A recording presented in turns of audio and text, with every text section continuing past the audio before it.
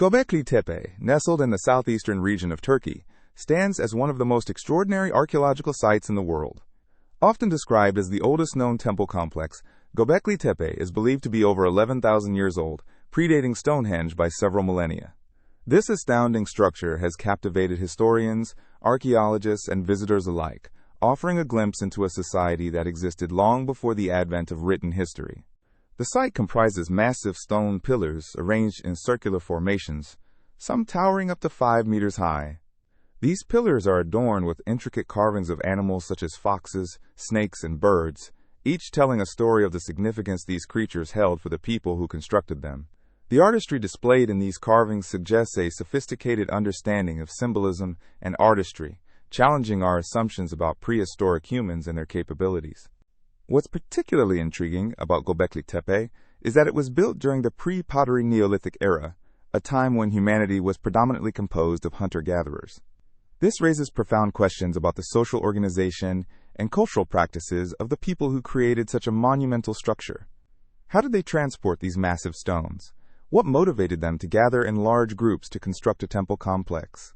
The scale of this undertaking suggests that there was a strong communal aspect to their lives, possibly stemming from shared beliefs or rituals. One hypothesis is that Göbekli Tepe served as a religious center, a place for communal worship or gatherings that fostered a sense of belonging. The presence of animal carvings indicates that these early humans may have held specific animals in reverence, perhaps as totems or representations of deities. Such interpretations push us to consider the role of spirituality in the daily lives of our ancient ancestors, illustrating that complex belief systems may have existed long before agriculture became prevalent. Interestingly, Göbekli Tepe was intentionally buried around 8000 BCE for reasons still unclear to researchers. This act of burying the site has preserved its features, allowing archaeologists to study it in relatively pristine conditions. The mystery of its burial has led to various theories. Some suggest it may have been an act of reverence, while others propose it was done to protect the site from environmental changes or human interference. The discovery of Göbekli Tepe also coincides with a significant shift in human history, transitioning from nomadic lifestyles to settled agricultural communities. As people began to cultivate crops and domesticate animals, places like Göbekli Tepe may have paved the way for social structures that would eventually lead to the rise of cities and civilizations. This connection highlights the importance of communal gatherings and shared beliefs in facilitating social cohesion and cooperation among early humans. For visitors to Göbekli Tepe, the experience is nothing short of awe-inspiring. Standing amidst the ancient pillars, one cannot help but feel a sense of connection to those who walked the earth thousands of years ago. It is a place where one can witness the echoes of humanity's earliest attempts at organizing and understanding their world. The sheer scale and enduring nature of the site provoke reflection on our own spirituality, community, and existence. As research continues at Göbekli Tepe, new discoveries promise to deepen our understanding of this remarkable site.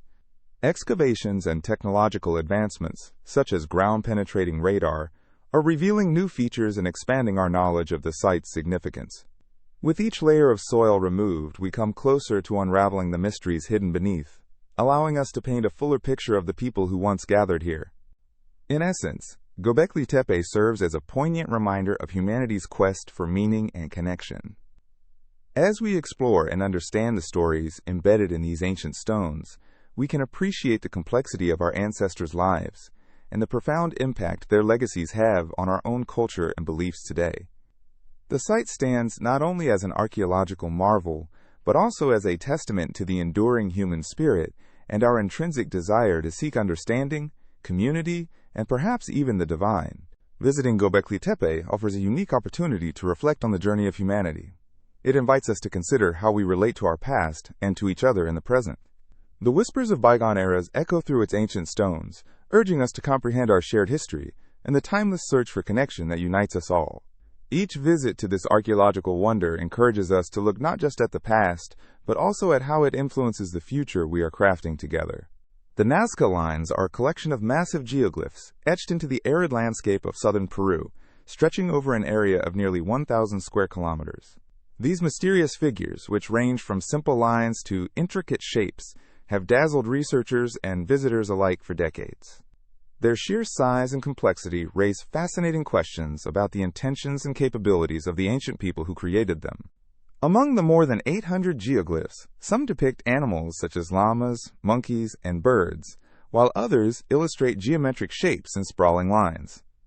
One of the most famous figures is the hummingbird, whose wings span an impressive length that can only be fully appreciated from the air. Its body, comprised of smooth curves and perfectly symmetrical patterns, serves as a testament to the artistic skills of the Nazca people. Another notable figure is the monkey, featuring a long tail that curls elegantly into a spiral. The creativity and thought put into these designs suggests a deep cultural significance tied to the beliefs and practices of those who lived in the region. The origins of the Nazca Lines are believed to date back to around 500 BCE, although their most significant creations likely occurred between 200 CE and 700 CE. Scholars speculate that the Nazca civilization used these geoglyphs for ritualistic purposes, possibly linked to agricultural practices or astronomical observations. Some researchers argue that the lines may have served as pathways for ceremonial activities, drawing the community together in shared observance of their beliefs. What makes the Nazca Lines particularly intriguing is how they were constructed. The ancient artisans used simple tools to remove the top layer of reddish-brown iron oxide-coated pebbles, revealing the lighter soil beneath. The striking color contrast between the two layers makes the lines visible from a great distance, especially from the air. It is astonishing to consider how the Nazca people managed to create such large artworks without the means of modern technology. Some theories suggest they used a form of overlaid mapping, aiding them in maintaining scale and proportion. Imagine standing on the ground, looking up at a vast expanse of the sky, and trying to envision the finished product before its completion. The dedication and teamwork required to bring these designs to life imply a significant community investment, likely involving meticulous planning and collaboration. The purpose of the Nazca Lines remains a topic of debate among historians and archaeologists. Some theories propose that these enormous shapes could align with astronomical events, such as solstices and equinoxes, suggesting that they served as markers for sacred sites or calendars. The numerous straight lines could function as pathways leading towards revered locations, while the animal figures may symbolize deities or represent important societal themes. Another intriguing idea revolves around water, a precious resource in this arid region. The Nazca civilization was highly dependent on irrigation to support their agricultural lifestyle. Some researchers propose that the lines may have been part of ancient rituals intended to invoke rain or express gratitude for the water that nourished their crops. These interpretations emphasize the significance of the natural world in the lives of the Nazca people, creating a beautiful tapestry of connection between their spirituality, agriculture, and the environment. In more recent times, the Nazca Lines have become a popular subject for tourism and research alike. Visitors flock to the region to marvel at these extraordinary geoglyphs, often taking scenic flights to gain a bird's-eye view. However, this increased traffic poses challenges for the preservation of the lines, as human activity and environmental factors threaten their existence. Conservation efforts are underway to protect these heritage sites from the natural weathering processes and the impact of increasing tourism. As the mystery of the Nazca Lines continues to captivate the imagination, archaeological discoveries persist in revealing new insights. Researchers employ cutting-edge technology, such as drone imaging and ground-penetrating radar, enabling them to analyze the landscape in ways that were previously impossible. Each new finding adds to the broader understanding of not just the geoglyphs, but also the history of the Nazca civilization itself. In conclusion, the Nazca Lines represent a striking connection between humanity's creative spirit and the mysteries of the past.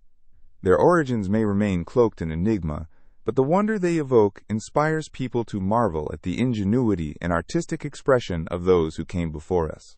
These extraordinary geoglyphs invite us to ponder the cultural significance steeped in their formation and the age-old desire to leave a mark on the world, whispering stories through the sands of time. Whether a visitor gazes upon the lines from a plane or studies them through the lens of history, the Nazca Lines transcend mere artistry, embodying the richness of ancient human experience and the longing to understand our place within the vast tapestry of existence. The Voynich Manuscript is a name that stirs the imagination and curiosity of many. Imagine a book that dates back to the early 15th century, but remains an unsolved puzzle to this very day. This enigmatic manuscript, discovered in the early 20th century by a rare book dealer named Wilfred Voynich, is filled with illustrations and writings in an unknown script that has sparked the interest of historians, linguists, and cryptographers for generations. The manuscript is made up of about 240 pages, although some pages are missing. What makes it truly captivating are the vivid illustrations that accompany the text. The pages showcase a variety of drawings, depicting plants that do not appear to exist in the known botanical world, strange astrological diagrams, and detailed images of human figures, many appearing to interact with some bizarre instruments and symbols. These illustrations beckon the viewer to explore their meaning, but without an understanding of the text, the images remain shrouded in mystery. One of the most fascinating aspects of the Voynich manuscript is its script. The writing is unlike any known language, which has led to countless attempts at deciphering it. The characters are intricate and beautifully styled, showcasing a blend of curves and straight lines that make it visually appealing, yet utterly perplexing. Cryptographers have analyzed the script, applying various methods to decode the text, from computer algorithms to frequency analysis, but so far, all have returned empty-handed. Some theorize that the manuscript might be a sophisticated hoax, while others believe it could hold genuine secrets to ancient knowledge or medicinal practices. The illustrations in the manuscript further add layers to its mystery. For instance, there are numerous depictions of botanical subjects, but most of the plants portrayed remain unidentified by modern science. These images suggest that the author of the manuscript may have had an extensive knowledge of herbal medicine or botany, yet the lack of identification leaves us wondering what insights might be lost to history. Some researchers have suggested that these plants might have been imaginary, creating a whimsical world that exists purely in the mind of the artist. Astrological diagrams within the manuscript also capture the imagination. They display various celestial bodies and their supposed correlations with human life, reflecting the medieval fascination with astronomy and astrology. These complex images raise questions about the beliefs and knowledge of the time, hinting at a world where the stars were viewed as influencing earthly events far more than they are today. By assessing these fascinating illustrations, one can catch a glimpse of the medieval perspective on life, the universe, and everything in between. What fuels the obsession with this tome are the numerous theories surrounding its origin and purpose. Some scholars propose that it was created in a particular region of Europe, possibly in Italy, based on the style of some illustrations and the parchment used. Others speculate it might have traveled through different cultures before reaching its present form. Its eclectic nature hints at a bridging of ideas across cultures, perhaps serving as a gathering of knowledge from various traditions. The manuscript's history is equally intriguing. After its discovery by Wilfred Voynich, it passed through several hands, including that of various scholars and collectors. Many tried to unveil its secrets, yet none succeeded, which only adds to its allure. As decades turned to centuries, the book became more than just a relic. It transformed into a symbol of human curiosity and the quest for knowledge. In recent years, advances in technology have breathed new life into deciphering the manuscript.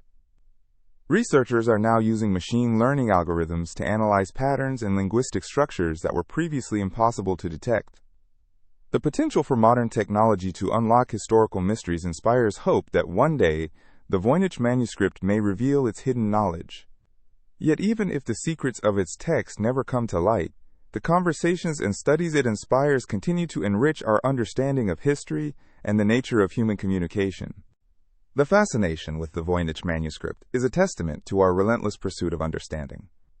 It embodies the spirit of discovery, urging people to seek answers to questions that evade us. The manuscript is more than just a collection of pages. It is a portal into the unknown, containing an allure that reaches out through time. Whoever penned those words and drew those illustrations over 500 years ago remains anonymous. Yet their work has transcended the ages, invoking inquiries into the realms of creativity, cognition, and culture. In this age of information, it's compelling to consider what this manuscript represents. It serves as a reminder of the countless stories left untold, knowledge that may be lost forever, and the eternal human desire to decode the mysteries of our existence. The Voynich manuscript remains one of our grandest enigmas, a literary treasure waiting patiently for the day when the key to unlock its secrets may finally be in our hands. Until then, it will continue to captivate the hearts and minds of those daring enough to question and explore the realms of the unknown. Whether you're an expert in cryptography or simply curious, The allure of the Voynich Manuscript will undoubtedly spark your imagination and inspire your quest for understanding the enigmatic complexities of the world around you. The Antikythera Mechanism is an ancient Greek device that has captured the imagination of scientists, historians, and enthusiasts alike since its discovery in 1901. Found among the wreckage of a ship off the coast of Antikythera, a small island between mainland Greece and Crete, this remarkable artifact dates back to around 150 to 100 BC. Its intricate design and sophisticated engineering have led many to refer to it as the world's first analog computer. However, it took researchers decades to begin to unravel its mysteries. At first glance, the Antikythera Mechanism appears to be a mere conglomerate of corroded gears and metal pieces, but upon closer examination, it reveals an astounding level of craftsmanship and understanding of astronomy. The mechanism consists of more than 30 gears made from bronze, housed in a wooden frame roughly the size of a shoebox. Initially, it was thought to be just a simple device, but detailed analysis has showcased its advanced capacity for predicting astronomical positions and eclipses. One of the most astonishing aspects of this mechanism is its ability to track the cycles of the moon and the sun. Indeed, it incorporates a sophisticated calendar system, which could predict solar and lunar eclipses with remarkable accuracy. It had different dials for various celestial events, making it an essential tool for astronomers of its time. The device was capable of demonstrating the movements of the moon and sun across the sky, providing insights that would be invaluable for navigation, agriculture, and even for important events that were often timed to celestial phenomena. The Antikythera Mechanism also highlights the ancient Greeks' understanding of the cosmos. Unlike the flat Earth model prevalent in earlier civilizations, the Greeks were beginning to appreciate the spherical nature of celestial bodies. This mechanism reflects that comprehension, using a complex gear system that mimicked the rotational patterns of the heavens. Imagine standing next to a device that could accurately replicate the movements of the planets and stars, guiding observers by predicting when significant events like equinoxes and solstices would occur. Moreover, the technical expertise required to build such an apparatus was unprecedented for its time. Historians have posited that many ancient cultures created models for celestial bodies, but none achieved the same level of precision or complexity as the Antikythera Mechanism.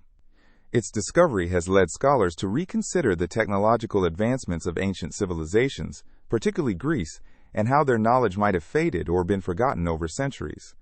Discovering the mechanism also raised questions about the dissemination of this knowledge in the ancient world. Who might have used it? How widespread was such technology? Although much of the information remains speculative, it suggests that ancient Greek society had not just a means to create complex machinery, but also a demand for it. The implication is that the early Greeks were actively studying and recording astronomical events and trends, setting the stage for intellectual developments that would resonate throughout history. In recent decades, modern imaging techniques, such as X-ray computed tomography, have allowed researchers to delve further into the secrets of the Antikythera Mechanism. These advanced methods have uncovered previously hidden inscriptions, offering valuable insights into its operation and purpose. For instance, scientists have deciphered writings on the device that reference celestial cycles, such as the Metonic cycle, which outlines a 19-year period after which the moon phases repeat on the same days of the year. This reveals an understanding of the complexity of lunar cycles that was remarkably advanced for its time. The study of the Antikythera Mechanism has sparked a renewed interest in ancient technology and engineering among both scientists and the public. It serves as a bridge between the past and present, illustrating that the quest for knowledge and the relationship between humans and the cosmos is a timeless pursuit. With every new piece of information that emerges, we come closer to understanding not just the mechanism itself, but also the incredible ingenuity of the people who created it. As we continue to analyze this ancient device, it offers a glimpse into a world long gone but rich with discovery. The Antikythera Mechanism stands as a testament to human curiosity and creativity, showcasing how the ancients sought to connect with the universe around them through observation and invention. It reminds us that even in the depths of history, marvels of ingenuity were crafted, left to whisper their secrets to future generations. In the end, the mystery of the Antikythera Mechanism endures, stoking the flames of curiosity for generations to come. Scholars, engineers, and hobbyists alike remain passionate about uncovering its secrets, eager to learn more about this mechanical marvel. Who knows how much more information remains hidden, waiting to be revealed by the next breakthrough in technology or understanding? Each new discovery is not just a chapter in history. It is a reminder of the extraordinary human endeavor to seek knowledge and understand our place in the ever-expanding cosmos. The Antikythera Mechanism is not merely a relic of ancient technology. It is a symbol of our relentless quest to understand the world we inhabit. The Shroud of Turin is an ancient piece of linen cloth that has captivated minds and hearts for centuries. This intriguing artifact measures approximately 14 feet long and 3.5 feet wide. Its most fascinating feature is the faint image of a man whose likeness appears on the cloth, and many believe this man to be Jesus of Nazareth. The origins of the shroud are steeped in mystery and debate. Historical records suggest that it made its first public appearance in the 14th century in France, where it was displayed as a relic. However, its history can be traced back much further, with some claiming that it may be linked to the crucifixion of Jesus. This claim has sparked a multitude of studies and investigations, as many have sought to determine the cloth's true age and the authenticity of the image it bears. One of the most compelling aspects of the shroud is the incredible detail captured in the image. The figure depicted appears to have suffered severe injuries, consistent with crucifixion. There are marks on the wrists and feet that resemble wounds from nails, as well as signs of a crown of thorns on the head. The image is both haunting and thought-provoking, raising questions about its creation. How did these details come to be embedded in the fabric? Scientists and researchers have employed various techniques, from photographic analysis to chemical testing, in hopes of unraveling this enigma. Carbon dating conducted in the 1980s suggested that the shroud dates back to the Middle Ages, specifically between 1260 and 1390. This finding has led some skeptics to conclude that the cloth is a medieval forgery. However, others argue that the tests may have been flawed, or that the cloth could have been repaired or handled in ways that affected the results. The debate continues, with scholars, scientists, and believers divided over its age and authenticity. In addition to scientific scrutiny, the shroud has also inspired a wealth of artistic and cultural works throughout history. Many artists, poets, and filmmakers have explored its imagery, reflecting on its religious significance. It has been the subject of documentaries and books, each delving deeper into its mysteries, inviting new interpretations, and inspiring curiosity in those who encounter it. For some, the shroud represents an object of faith, a connection to a pivotal moment in human history. For others, it is simply an intriguing historical artifact, a remarkable study in medieval craftsmanship, artistry, and the transmission of beliefs over the centuries. Regardless of perspective, the power of this cloth lies in its ability to evoke contemplation and discussion. Even today, the shroud is housed in the Cathedral of St. John the Baptist in Turin, Italy, where it is occasionally displayed to the public. Thousands visit to glimpse this remarkable artifact, and many leave with unanswered questions and a sense of wonder. The atmosphere during these exhibits is often filled with reverence and curiosity, with visitors contemplating the life and legacy of the man they believe the shroud represents. One can also reflect on the broader themes connected to the shroud, such as the evolution of faith and the intersection of science and belief.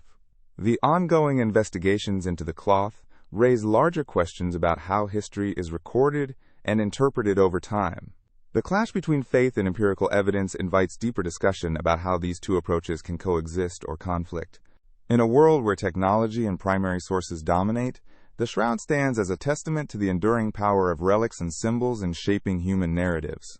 It serves as a reminder that there are mysteries in our past that provoke thought and discussion, a thread connecting centuries of beliefs that resonate across cultures and ages.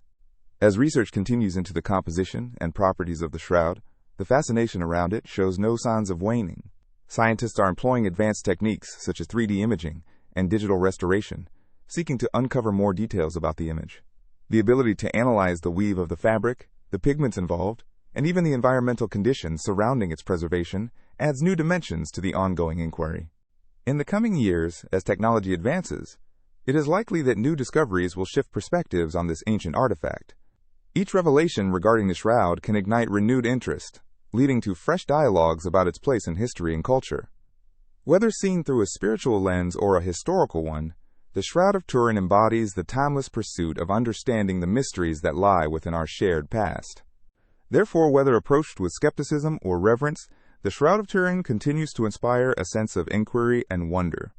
It encourages individuals to ponder the complex tapestry of human experience, belief, and the quest for truth throughout history.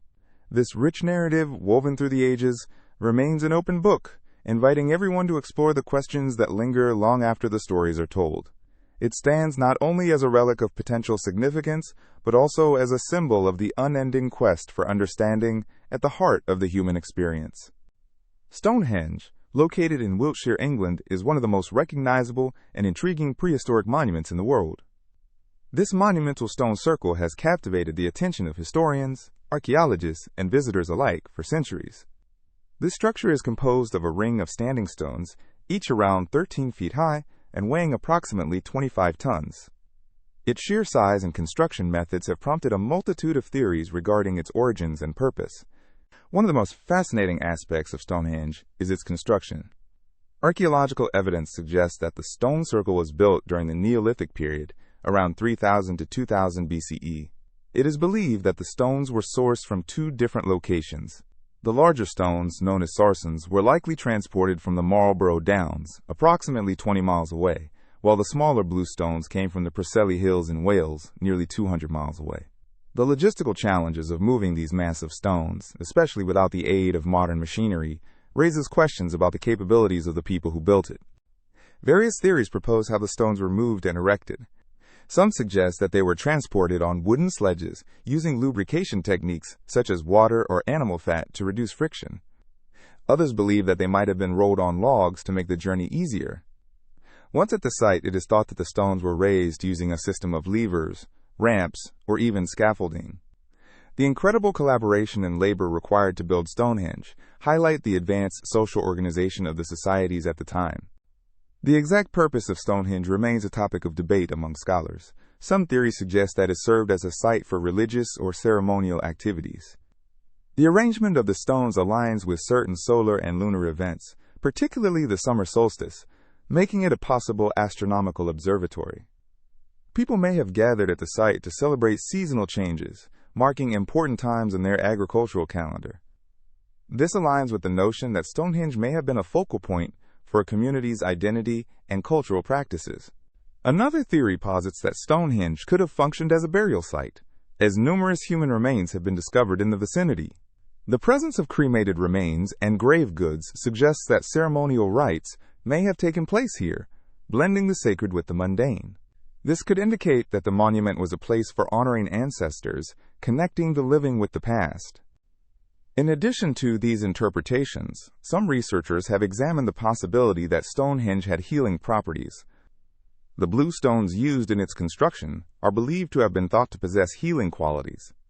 This belief could have attracted individuals seeking cures for ailments, making Stonehenge a center for spiritual and physical well-being. The mystery surrounding Stonehenge continues to inspire interest and research.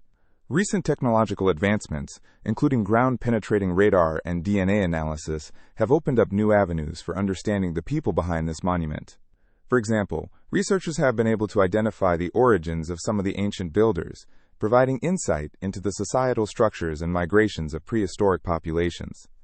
Additionally, the monument has become a focal point for modern spiritual movements.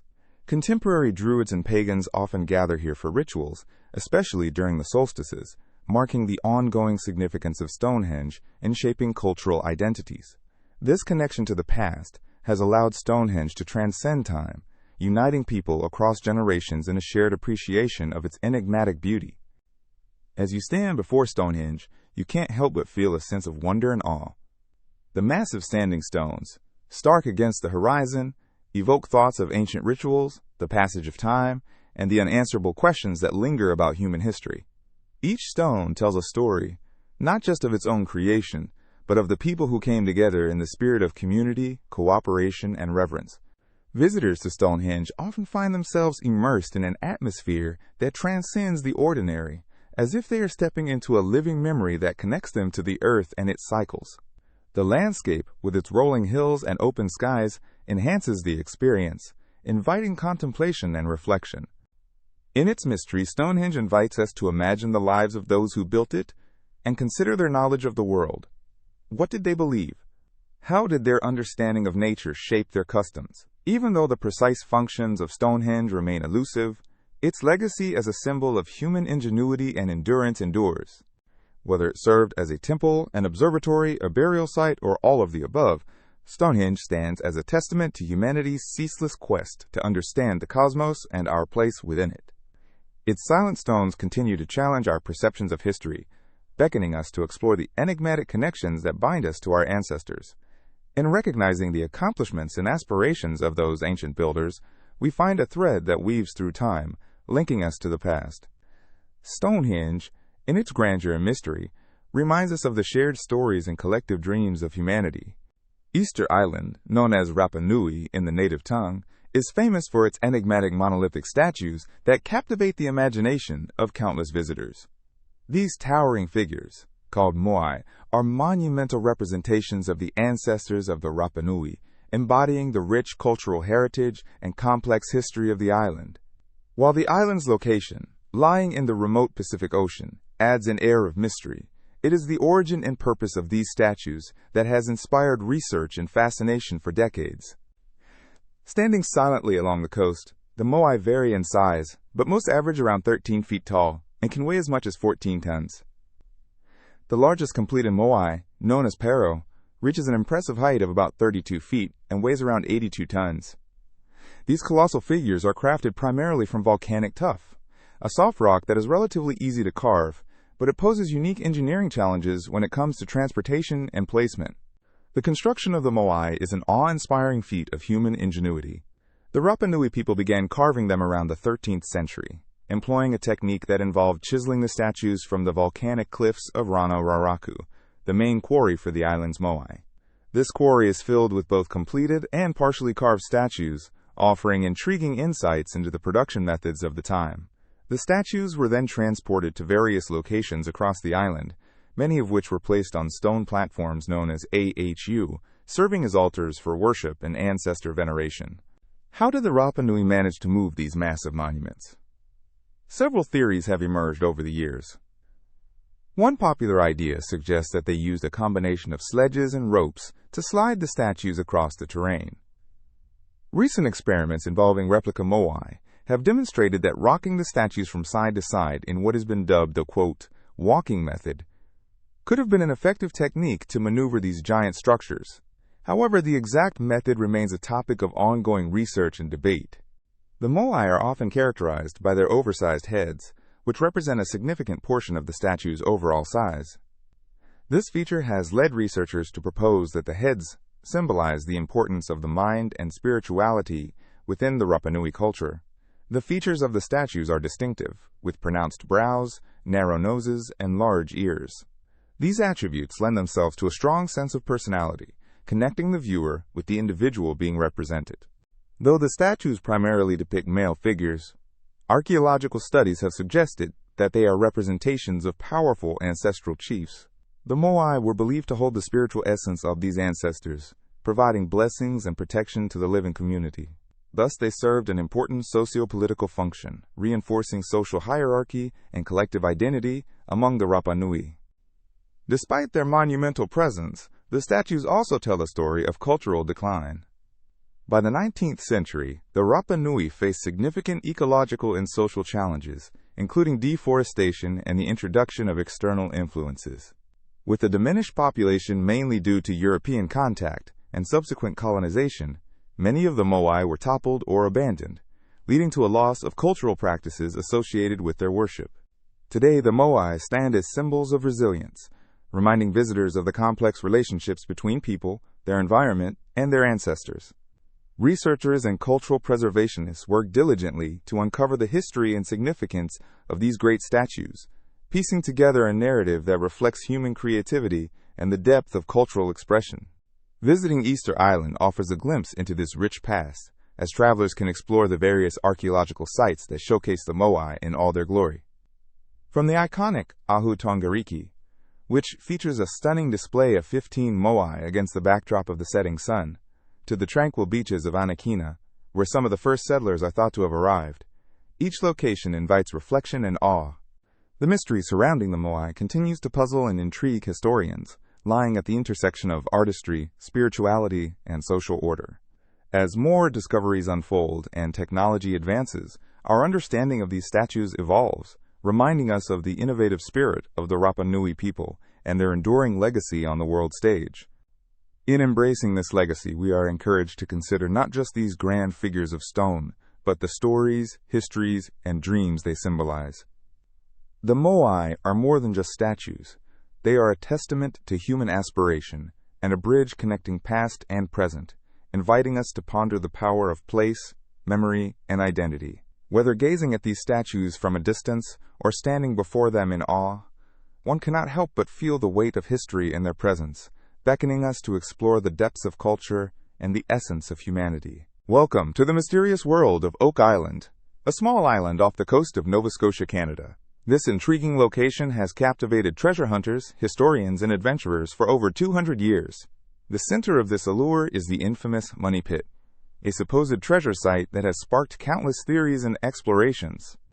The story of Oak Island begins in 1795, when a young man named Daniel McGinnis stumbled upon a mysterious depression in the ground while exploring the island with friends. Intrigued, they began digging and soon discovered layers of oak logs, stones, and more, hinting at something significant buried beneath the surface. With each layer they unearthed, the excitement grew, along with the speculation about what could be hidden in this enigmatic hole. The Money Pit is believed to be much more than a simple burial site. Over the years, various treasure hunters have extracted not just wood and stones, but also intriguing artifacts, such as iron tools and gold-related items, fueling the belief that a grand treasure lies beneath. Some say it could be pirate loot, while others speculate it may contain the fabled manuscripts of Shakespeare or even the Holy Grail. As interest in Oak Island grew, so did the number of theories surrounding its potential treasure. Some suggest that the island was home to the notorious pirate Captain Kidd, who may have hidden a trove of riches there. Others have proposed more elaborate ideas, like the involvement of the Knights Templar or the Freemasons in concealing valuable artifacts. One popular hypothesis links the Money Pit to the lost city of Atlantis, suggesting that survivors from this mythical civilization buried treasures on the island. The allure of such legendary associations has drawn treasure hunters and researchers from around the globe, each attempting to further investigate these captivating possibilities. The quest for treasure on Oak Island is marked by numerous failed attempts and mysteries that deepen its enigma. As of today, efforts to uncover the secrets of the Money Pit have resulted in a series of excavation projects, often fraught with challenges. Flooding has been a persistent issue. Many digging attempts were cut short when water rushed into the pit, prompting conspiracy theories about booby traps designed to protect the treasure. Over the years, advancements in technology have given treasure hunters new tools to aid their searches. Ground-penetrating radar, sonar mapping, and other sophisticated equipment have been employed in efforts to better understand what lies below the surface. Each new technique brings fresh hope, yet still shrouded in ambiguity, as the island continues to keep its secrets tightly locked away. Despite countless investigations, no one has definitively uncovered the treasure that many believe exists on Oak Island. The mystery, however, is part of what makes the site so compelling. Each expedition brings new discoveries and possibilities, fostering excitement for both seasoned explorers and curious onlookers alike. The story doesn't just end with a mysterious hole in the ground. It has evolved into a saga steeped in history, local legends, and modern culture. The Oak Island Money Pit continues to inspire books, documentaries, and television shows, ensuring that the island remains a topic of fascination across generations.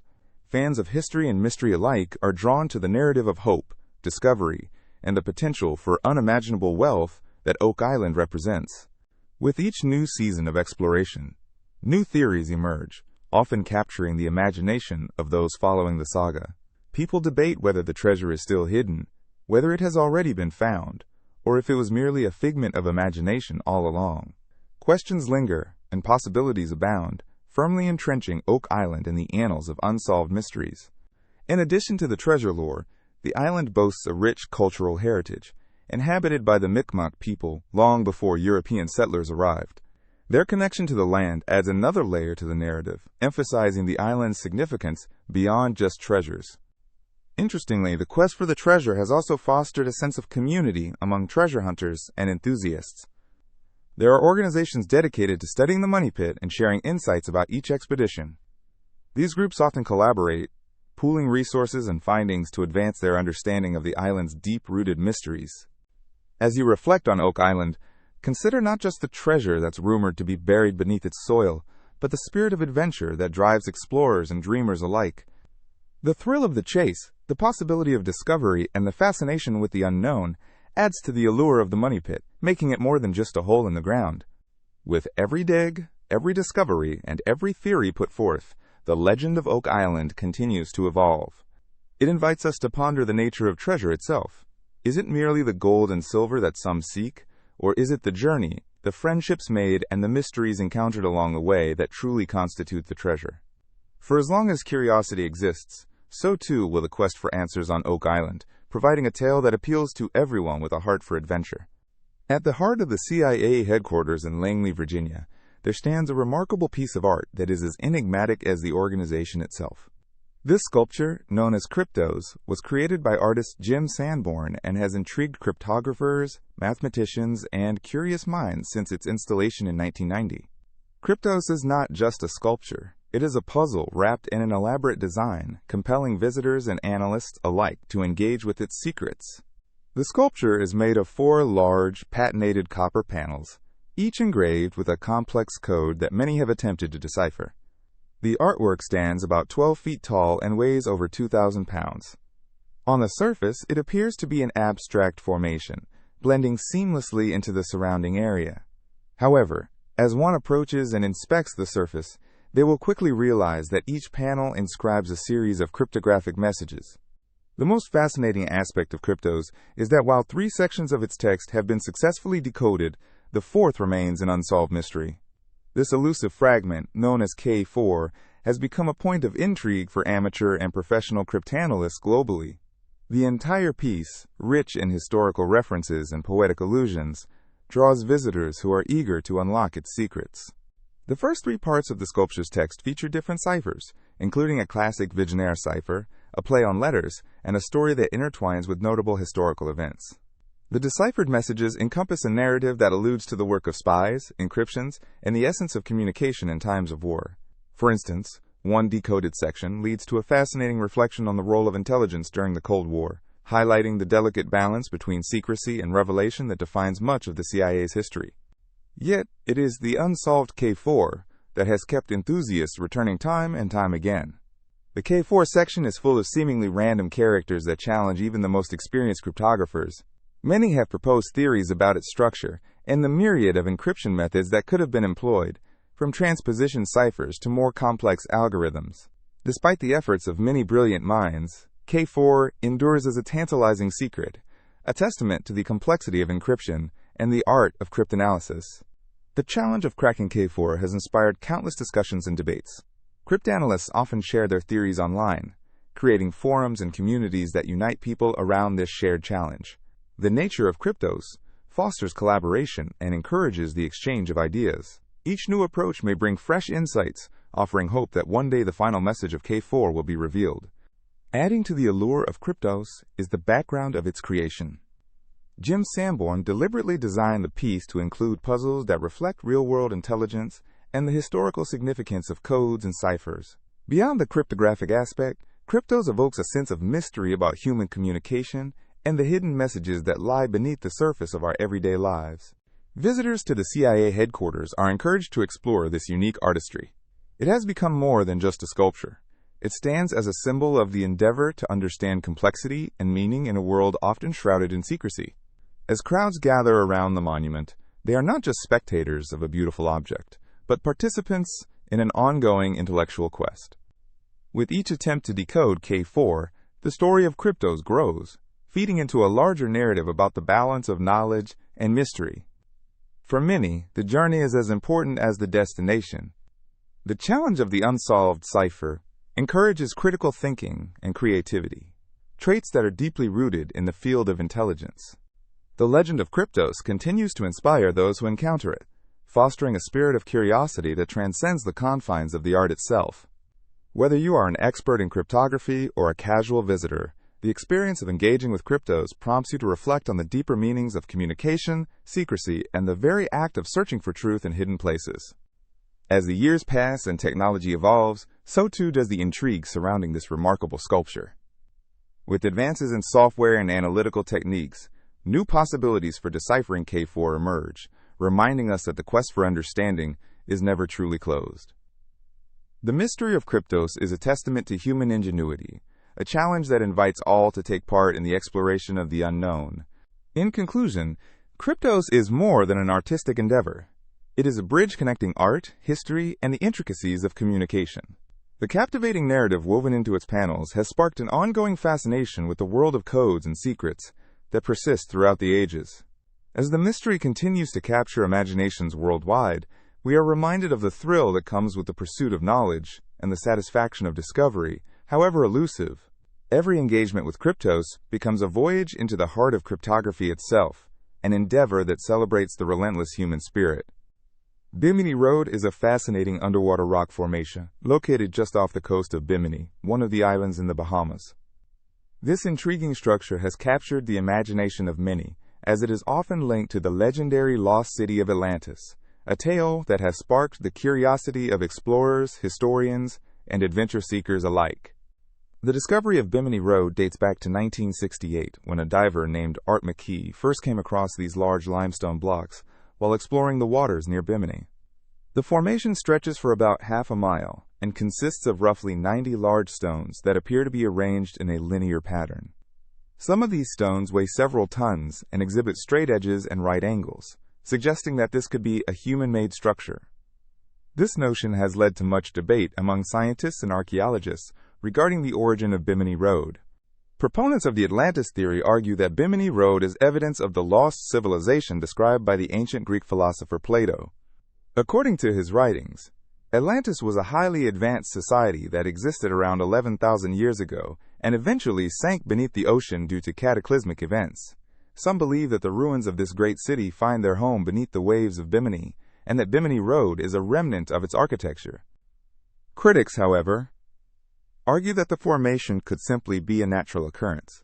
They suggest that the limestone blocks align as a result of geological processes such as underwater erosion rather than human intervention. Given that the ocean has the power to shape rock formations over thousands of years, this explanation presents a plausible alternative to the notion of Atlantis. Despite the debates surrounding its origin, Bimini Road has become a popular destination for divers and snorkelers. The area is known not only for its enigmatic stones, but also for the vibrant marine life that inhabits the waters. Colorful fish, graceful rays, and majestic sea turtles can be found roaming around the formation, drawing nature lovers and adventurers eager to explore the underwater landscape. As divers glide through the crystalline waters, they can easily lose themselves in the beauty and mystery of Bimini Road. The lore of Atlantis adds an extra layer of excitement to visits to Bimini. Many tourists find themselves captivated by the idea of exploring a potential remnant of a once great civilization. The stories surrounding the lost city often evoke visions of grandeur and technological advancements that surpassed anything known to humankind. Consequently, the Bimini Road invites speculation and wonderment about the past, leading to tales of ancient wisdom and knowledge awaiting discovery. In addition to its underwater wonders, Bimini is home to rich cultural history and a vibrant local community. The island itself is known for its stunning beaches, crystal clear waters, and friendly atmosphere. Visitors can immerse themselves in the island culture, enjoying fresh seafood at local restaurants, or engaging with the warm-hearted residents who call Bimini home.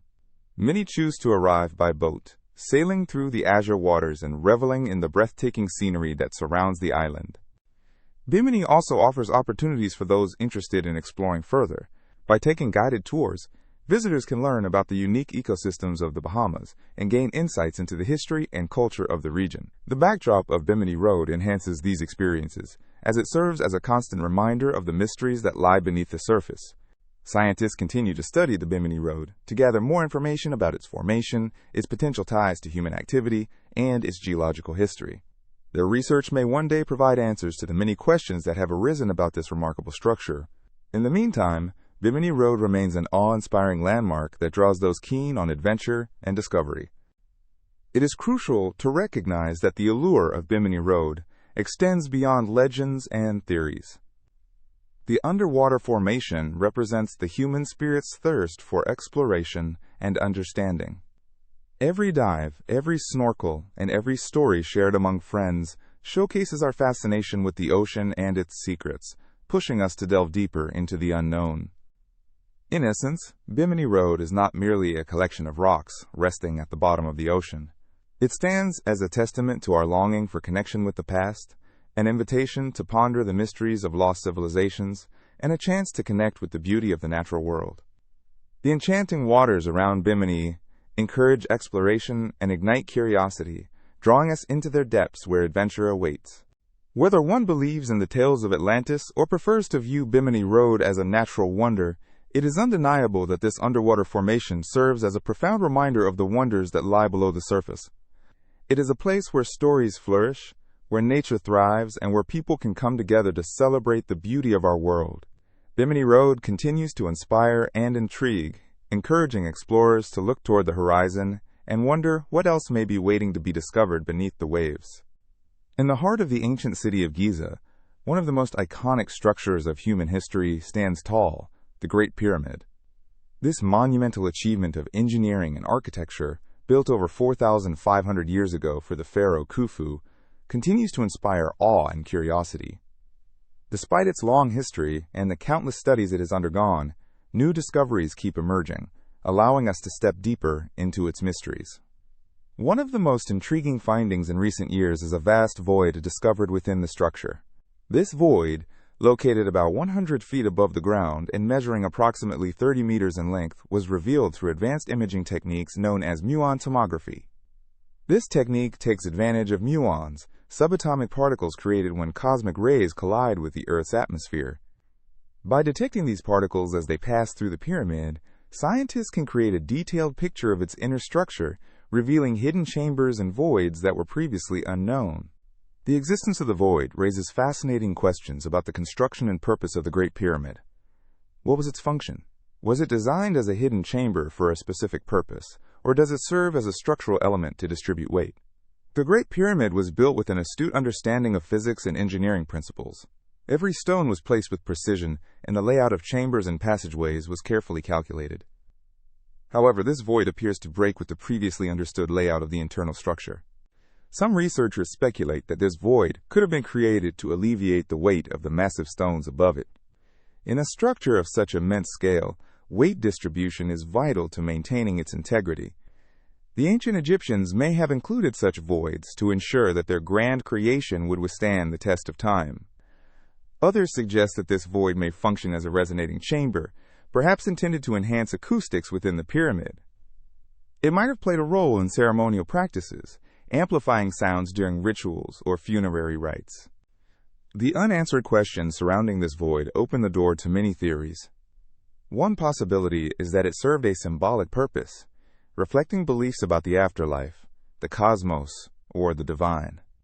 The ancient Egyptians held a complex view of the afterlife, incorporating a rich tapestry of mythology and ritual. As such, every aspect of their monumental architecture was often deeply entwined with their spiritual beliefs. This void could symbolize a passage or transition, a representation of connections to the divine. Explorations into the Great Pyramid's void challenge our understanding and interpretation of ancient Egyptian culture. They remind us that, despite our advancements in archaeology, there are still aspects of history that remain beyond our grasp. As we continue to study and investigate this monumental structure, we unlock not only the architectural achievements of the ancient Egyptians, but also their spiritual and cultural wisdom. The Pyramid of Khufu is not merely a tomb. It represents the pinnacle of human achievement and ambition. It has stood for millennia as a testament to the capabilities of a civilization that flourished along the Nile. Each discovery adds to the narrative of its construction and function, inviting us to reflect on the ingenuity and resources of those who built it. The discovery of the void serves as a reminder that there is still much to uncover and learn about the past.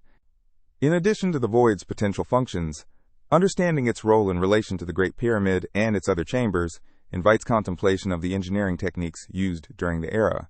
Ancient Egyptians demonstrated an astonishing mastery of construction, and this discovery emphasizes the sophistication of their methods. How did they transport the massive stones? How did they ensure alignment and structural stability? And what tools did they possess to achieve such precision? This contemporary look into the Great Pyramid's interior opens pathways for future exploration. Advances in technology continue to reveal new aspects of ancient architecture, encouraging a re-examination of historical sites around the world. Each finding adds nuance to our understanding of ancient civilizations and challenges perceptions that may have been solidified over the years. As we delve into the mysteries of the Great Pyramid and its hidden void, we are reminded of the endless possibilities that lie within the walls of history. In our fast-paced world, it is easy to forget the significant achievements of past generations. The Great Pyramid of Giza stands as a symbol of perseverance, creativity, and the human spirit. The void nestled within its ancient stones serves as a powerful reminder that the journey of discovery continues. Researchers, historians, and curious minds alike will keep probing the deeper meanings behind its presence, exploring both the physicality of the pyramid and the vast world of beliefs and aspirations that shaped its creation. As we ponder the implications of the Great Pyramid's void, one thing is certain. History is a dynamic tapestry, woven with threads of mystery, insight, and human endeavor. The echoes of the past resonate through the ages, inviting us to listen, learn, and marvel at the incredible stories that await discovery in places like this magnificent structure in Giza. Who knows what other secrets lie hidden within its ancient walls, waiting patiently for the curious to come and uncover their truths. In the heart of Death Valley, a captivating phenomenon unfolds on the parched desert floor, where rocks mysteriously glide across the terrain, leaving behind distinct trails in the sandy surface. These impressive natural wanderers, often referred to as sailing stones, present a remarkable enigma of our planet that has puzzled scientists, researchers, and curious visitors alike for decades. The sailing stones, some weighing hundreds of pounds, seem to defy gravity and physical logic. The landscape, dominated by the stark beauty of cracked earth and arid conditions, may seem an unlikely setting for such a curious event, yet the rocky travelers capture the imagination of all who come across them. Imagine walking through the vast expanse of Death Valley, surrounded by towering mountains and shimmering golden sand, only to stumble upon a row of rocks, each silently gliding across the ground, like solitary ships sailing through a placid sea. The phenomenon challenges our understanding of how natural forces interact with solid material. As you observe the stones, you will notice clear tracks behind them, resembling the trails left by a boat cutting through water. The sight raises countless questions. What causes these rocks to move? Is it the wind? Is there some type of magnetic force at play? Some of the stones are so heavy that it seems impossible for any simple force to be responsible for their travels. Recent studies have shed some light on this intriguing mystery. Researchers have observed that during the winter months in Death Valley, the desert floor can experience a unique combination of conditions. When temperatures dip, thin sheets of ice can form during the night. As the sun rises and the ice begins to thaw, the rocks become partially submerged in a slick layer of water. In this state, a gentle breeze or a subtle push can cause the stones to glide effortlessly across the desert floor. The combination of ice, water, and wind creates an environment where the stones can sail across the cracked surface, leaving visible trails behind them. What's remarkable is how these traces can last for years, providing a stunning visual record of the rock's journeys. The paths tell a story of movement, as some stones travel short distances while others roam across the desert for hundreds of feet. Each trail is unique, providing a fingerprint of the stone's journey, and it invites curiosity and exploration. Visitors often find themselves intrigued by this curious spectacle, and many make a point to visit the Racetrack Playa, a dry lake bed that is home to many of these sailing stones. It's a place where adventure meets natural wonder, and explorers of all kinds can witness this mesmerizing dance of stone and sand. Imagine walking along the expansive playa, feeling the heat radiate from the ground, and spotting the smooth, rounded stones glimmering in the sunlight. Each rock, with its own pathway, tells a story on the vast canvas of the desert. The sailing stones are more than just rocks. They embody the complexity of natural processes and the beauty of our Earth's landscapes. They are reminders of how nature can create phenomena that challenge our understanding and provoke our imagination. This place, with its extreme temperatures and unique geological features, demonstrates the wonders of Earth's ecosystem. As you delve deeper into the science of the sailing stones, consider the broader implications of this phenomena. The interactions between temperature, moisture, and wind in Death Valley create a delicate balance that allows these rocks to traverse the landscape. It's a relationship that serves as a reminder of the delicate ecosystems that make up our world. It also speaks to the power of nature, and how, even in the harshest conditions, beauty and mystery can flourish. The sailing stones represent a natural wonder that continues to ignite fascination. Each year, thousands of people trek to Death Valley to witness this remarkable display of movement. Whether you are a scientist, a seasoned traveler, or just someone with a lingering sense of wonder, the stories etched in the desert floor beneath these rocks serve as a testament to the incredible forces of nature at work. Remember, nature has its own rhythm, its own way of doing things, often in ways we cannot see or fully understand. And while we may not always have all the answers, we can appreciate the beauty and curiosity that these sailing stones offer us. The next time you find yourself in an expansive desert, take a moment to consider the hidden wonders around you, and how even the simplest things can carry deep stories of motion and time. Each rock that glides silently across the desert floor is a part of that narrative, a reminder of the mysteries that our planet holds, waiting for someone to explore and uncover their tales. In the heart of England, a curious tale has woven itself into the fabric of local legends, the story of the Green Children of Woolpit.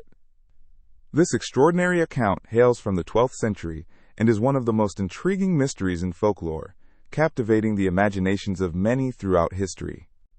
The narrative begins in the small village of Woolpit in Suffolk during the reign of King Stephen.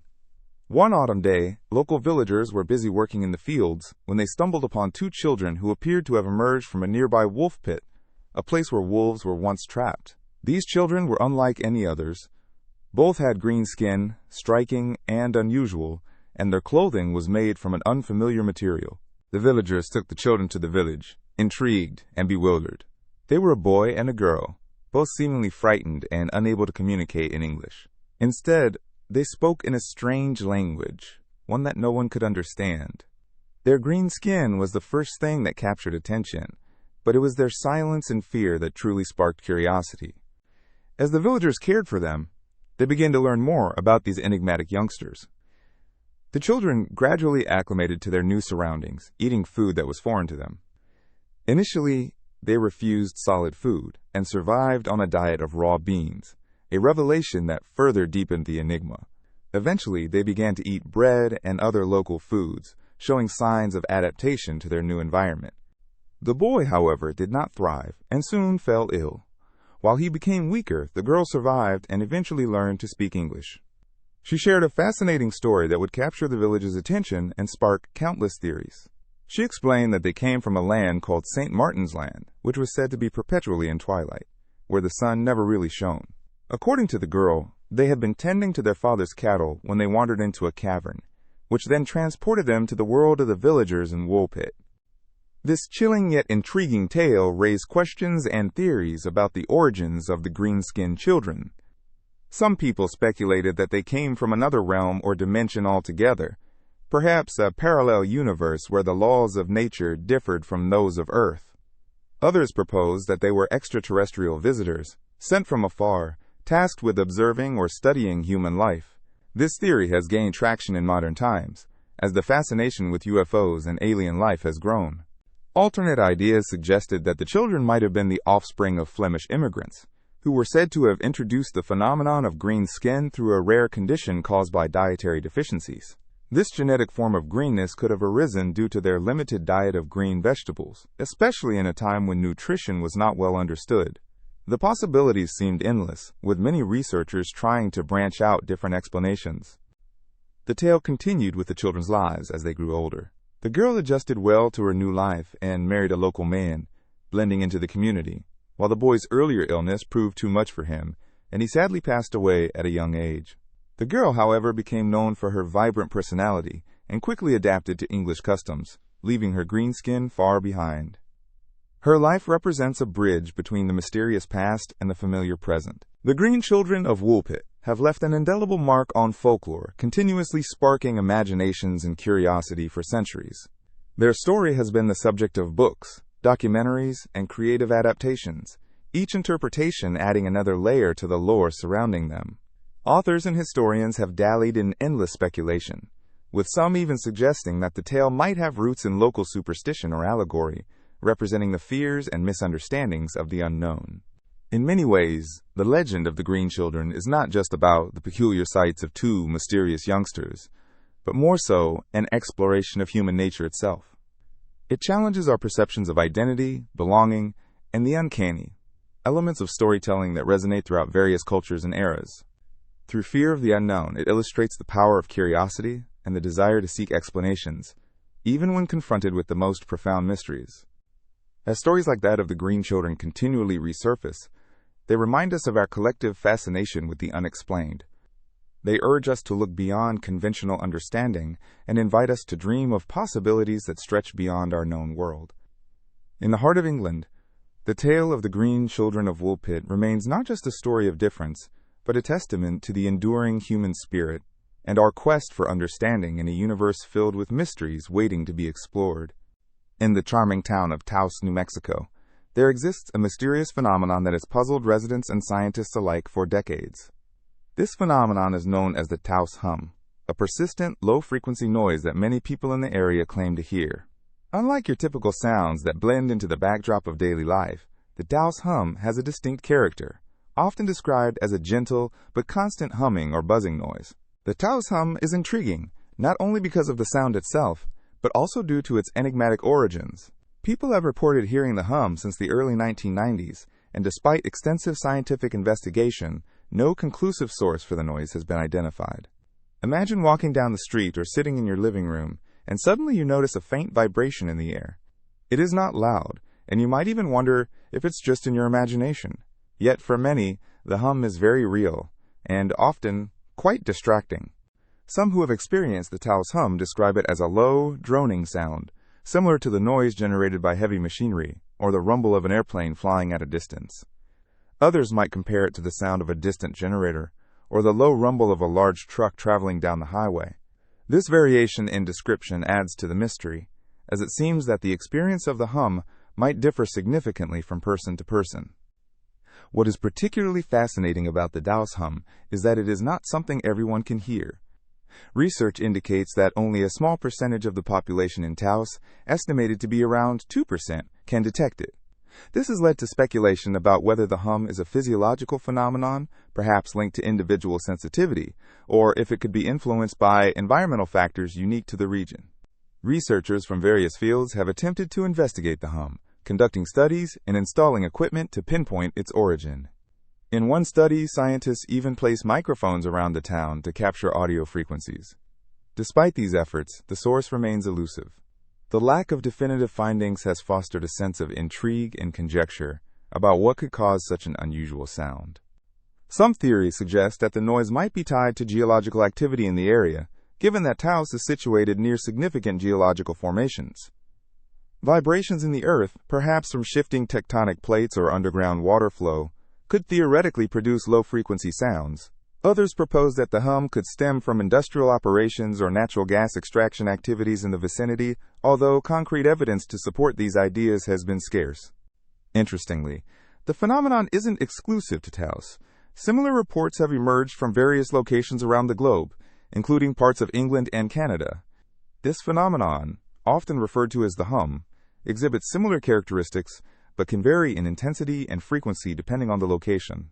The shared experience of hearing such sounds in different places reinforces the mystery and suggests that the Taos Hum may not be an isolated case.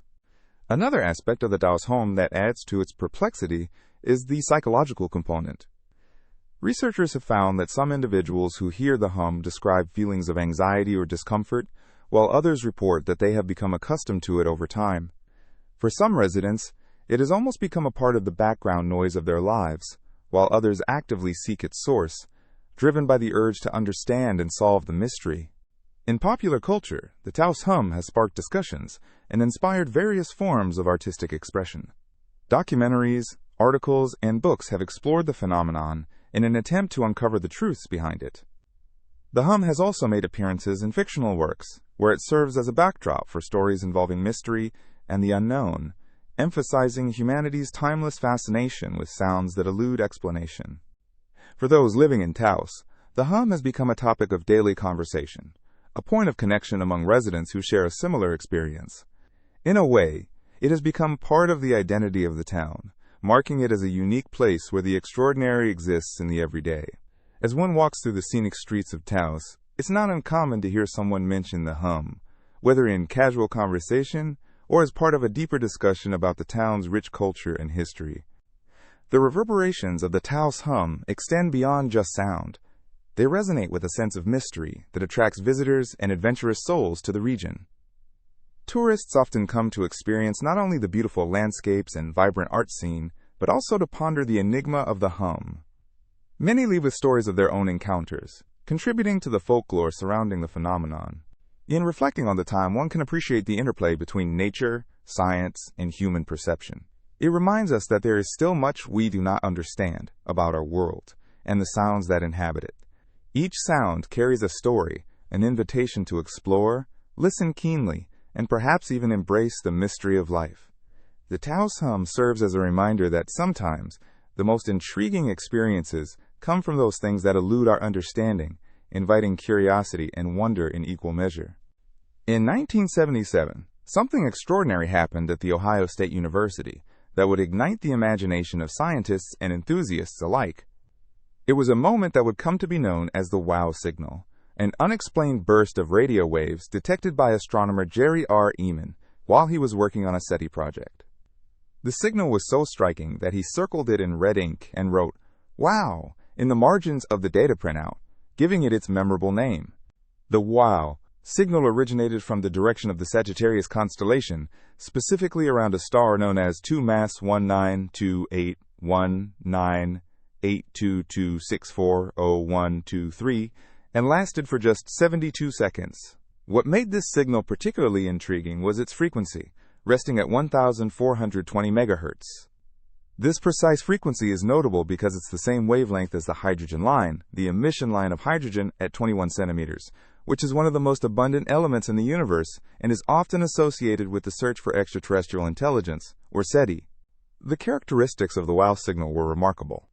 It was unusually strong and consistent, with a profile that resembled what scientists would expect from a potential extraterrestrial transmission. Unlike most cosmic noises, which tend to come from natural astronomical sources, this signal did not match any known transmission from Earth or any anticipated celestial phenomena. The short duration and strength of the signal led to widespread speculation about its source. Could it have been a message from an advanced civilization, sending out signals in the hope of making contact? After its initial detection, the WOW signal prompted several follow-up efforts, but despite attempts to recapture the signal over the years, researchers have been unable to find it again. This has only added to its mystery and has led to debates within the scientific community. Some scholars suggest that the WOW signal could simply have been a natural cosmic event, perhaps caused by some kind of astronomical phenomenon, while others believe that it remains the best evidence of extraterrestrial life that we have yet encountered. Interest in the WOW signal surged, with many searching for meaning behind its transient nature. Various hypotheses emerged, with some suggesting that it could have been a reflection from a comet, or even a burst of radiation from a distant pulsar. The possibility of it being an artificial signal has fueled excitement, leading to both scientific and public speculation. Was it a plea from distant beings, or simply a cosmic coincidence? The signal's sheer unpredictability contributed to its allure. As scientists investigated more, they recognized the limitations of current technology when it comes to searching the vast universe. There are countless stars and planets out there, many of which could potentially host life. However, capturing and interpreting their signals poses significant challenges. As we delve deeper into the story of the WOW signal, it reveals much about our curiosity and desire to understand the universe. This incident has sparked countless discussions, not only about the possibility of life beyond our planet, but also about the future of our technological capabilities. Could advances in radio technology ultimately lead to discovering messages from other civilizations? The potential ramifications are profound. The WOW signal has become a symbol of hope and wonder, captivating people across different fields. It inspires researchers, scientists, and even the public to think beyond our planet. Its enigma encourages a dialogue about the conditions required for life and the current state of our understanding of the cosmos. What if that signal was an invitation, challenging us to explore deeper?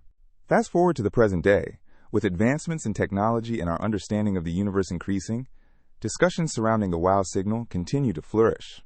Projects dedicated to SETI are becoming more sophisticated, employing arrays of radio telescopes that scan the skies for unusual patterns emanating from the depths of space. As we ponder the origins of the WOW signal, it serves as a reminder of how far we have come in our quest for knowledge, yet also how much remains to be explored. The excitement surrounding the potential for discovering extraterrestrial life brings people together, fueling scientific inquiry and collaboration across borders. In popular culture, the WOW signal has transcended the confines of the scientific community, making appearances in books, documentaries, and television shows. It has inspired many to consider the philosophical implications of life in the universe. What would it mean for humanity if we found conclusive evidence of intelligent extraterrestrial life? The possibilities weave a fascinating tapestry of ethics, identity, and purpose, prompting us to reflect on our place in the cosmos. Even today, the WOW signal encourages ongoing research and continuous exploration. Scientists are not deterred by the lack of a definitive conclusion. Instead, they see it as a challenge to persist in seeking answers. The interest sparked by the WOW signal connects us all, inviting us to look up to the night sky with a sense of wonder and curiosity. The story of the WOW signal will continue to evolve over time, with advancements sure to rewrite its narrative. Each new discovery brings us a step closer to understanding the universe and our potential role within it. Whether the WOW signal was an echo from an alien civilization or a cosmic anomaly, its legacy transcends its moment in 1977, reminding us of the boundless curiosity of humanity and the exploration that lies ahead. The Georgia Guidestones, often referred to as America's Stonehenge, stand as a monumental and enigmatic structure nestled in the rural landscape of Elbert County, Georgia. Erected in 1980, these granite monoliths have drawn the interest and curiosity of countless visitors and researchers alike, encapsulating a story filled with mystery and intrigue. Standing at approximately 19 feet tall, composed of 6 granite slabs, the Guidestones are both impressive in size and poignant in message. Each of the upright stones showcases inscriptions in a total of 8 different languages: English, Spanish, Swahili, Hindi, Hebrew, Arabic, Chinese, and Russian. This multilinguistic approach suggests a universal appeal, addressing people from varied cultures and backgrounds. The careful selection of these languages hints at the intent to communicate fundamental principles applicable to humanity as a whole. At the center of the monumental arrangement lies an inscription in English, outlining 10 guidelines or principles that echo themes of sustainability, community, and the preservation of humanity. For instance, one of the directives speaks of maintaining humanity under a strict population of no more than 500 million people, which raises questions about the possible motivations behind these recommendations. What does it mean for humanity to live in harmony while adhering to such specific parameters? Additionally, the Guidestones advocate for a, quote, balance with nature, promoting ideals of ecological awareness and responsibility that resonate deeply with contemporary environmental movements. They emphasize the need for uniting humanity in a time of division, encouraging open communication and abstract ideals that invite viewers to reflect on their role as global citizens. The true origins and purpose of the Guidestones continue to be shrouded in mystery. The story begins in 1979 when a man using the pseudonym R.C. Christian approached a local stonecutter with an unusual request to design and construct what he called a, quote, guide for the future. The commission included a strict focus on the principles inscribed and a desire to maintain secrecy about the funding and real identity of R.C. Christian. This cloak of anonymity has led to widespread speculation and a plethora of theories regarding who was truly behind this ambitious project. Many speculate that the Guidestones may embody a call for global guidance in times of crisis, acting as a beacon to those inclined towards a more rational and sustainable existence. Others suggest they serve as a warning or counsel for future generations, a platform to ponder humanity's path moving forward. Conspiracy theories have abounded, with interpretations ranging from esoteric religions to interpretations as a New Age manifesto.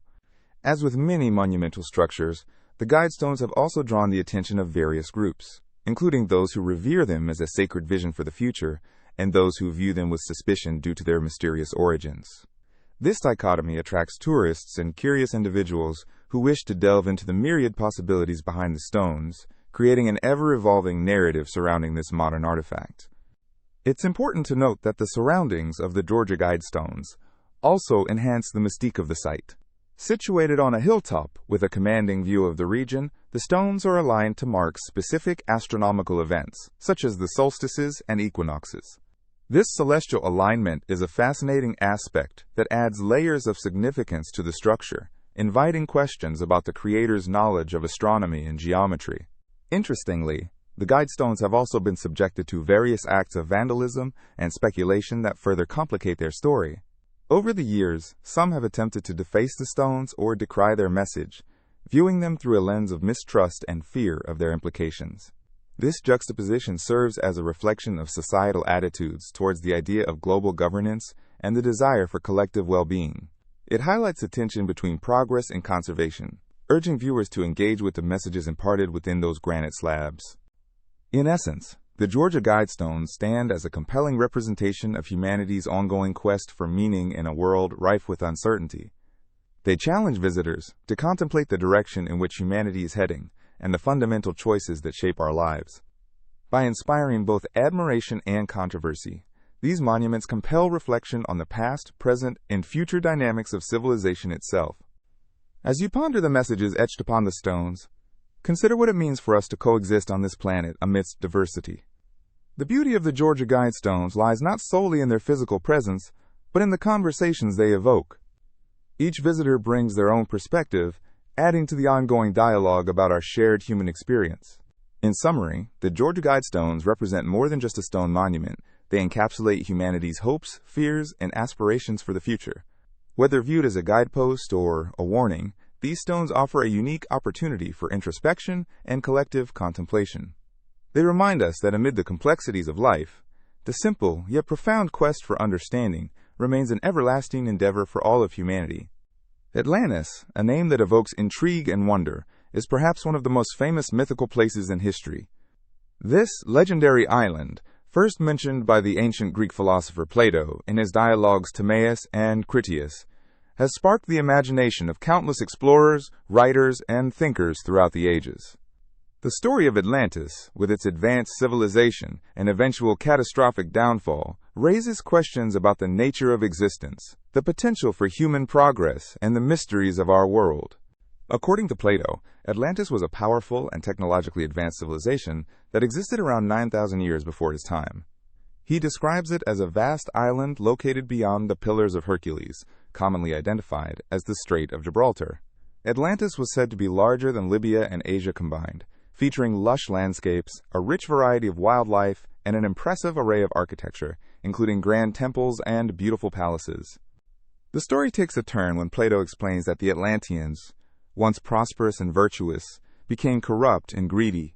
Their moral decline led to their eventual downfall, culminating in a catastrophic event that submerged the island beneath the ocean. This dramatic end gives the tale a timeless quality, prompting reflections on the cyclical nature of civilization and the consequences of hubris. The existence of Atlantis has been a topic of fervent debate for centuries. Some scholars argue that Plato invented this story as a cautionary tale about the dangers of excessive pride and moral decay. They suggest that Atlantis serves as an allegory, rather than a factual account of a real place. Others have dedicated their lives to uncovering potential historical truths behind Plato's narrative, searching for evidence that the island could have existed. Throughout history, various theories have emerged regarding the potential location of Atlantis. Some suggest that it might lie in the Mediterranean, pointing to places like Santorini, which experienced a massive volcanic eruption, leading to the decline of the Minoan civilization. Others have looked to the Azores in the Atlantic, or even locations in the Caribbean, as possible remnants of the lost land. Each proposed site often reflects the hopes and dreams of those who seek to connect ancient myths with modern discoveries. One compelling aspect of the Atlantis narrative is its ability to inspire exploration. In the age of discovery, when intrepid explorers set sail to uncover new lands and treasures, Atlantis became an alluring quest. The idea of finding a sunken city, lost to time, fueled the imaginations of adventurers who sought not only material wealth but also answers to humankind's deepest questions. Pioneers like Christopher Columbus and Ferdinand Magellan were guided by stories of legendary lands, perhaps subconsciously influenced by the tales of Atlantis. The story of Atlantis has also made its way into popular culture, inspiring countless books, movies, and artistic works, From science fiction to fantasy, the idea of advanced civilizations hidden beneath the waves has captured the hearts of many. Artists and filmmakers have envisioned vibrant societies with stunning technologies, majestic architecture, and complex cultures that challenge our understanding of history. Additionally, the legend of Atlantis poses philosophical questions about society and morality. What would an advanced civilization look like? How does human ambition shape our world? These reflections encourage us to consider the value systems of our own societies and remind us of our intertwined fates. As we strive to build a better future, the lessons embedded in the Atlantis story resonate, urging us to be mindful of our choices. Resonating with the spirit of exploration and discovery, Atlantis remains an emblematic symbol of human aspiration. The allure of finding a lost city, of unlocking secrets from ancient times, continues to inspire new generations of adventurers and thinkers. From underwater archaeology to cutting-edge technology, the pursuit of knowledge about our past is ever present. As we delve into the stories of lost civilizations, the legend of Atlantis reminds us of the extraordinary potential of human creativity and exploration. While its existence may remain shrouded in mystery, the desire to seek out the unknown and uncover the past is a testament to our eternal quest for understanding. Each exploration, whether literal or metaphorical, moves us closer to our own truths and the rich tapestry of history that connects us all. The fascination with Atlantis urges us to look at the present and the future with a sense of wonder. It challenges us not only to imagine what could have existed, but also to be custodians of our current world, striving for balance, wisdom, and harmony. Ultimately, the allure of Atlantis endures, transcending time, inviting all to dream of what lies beyond the horizons we know.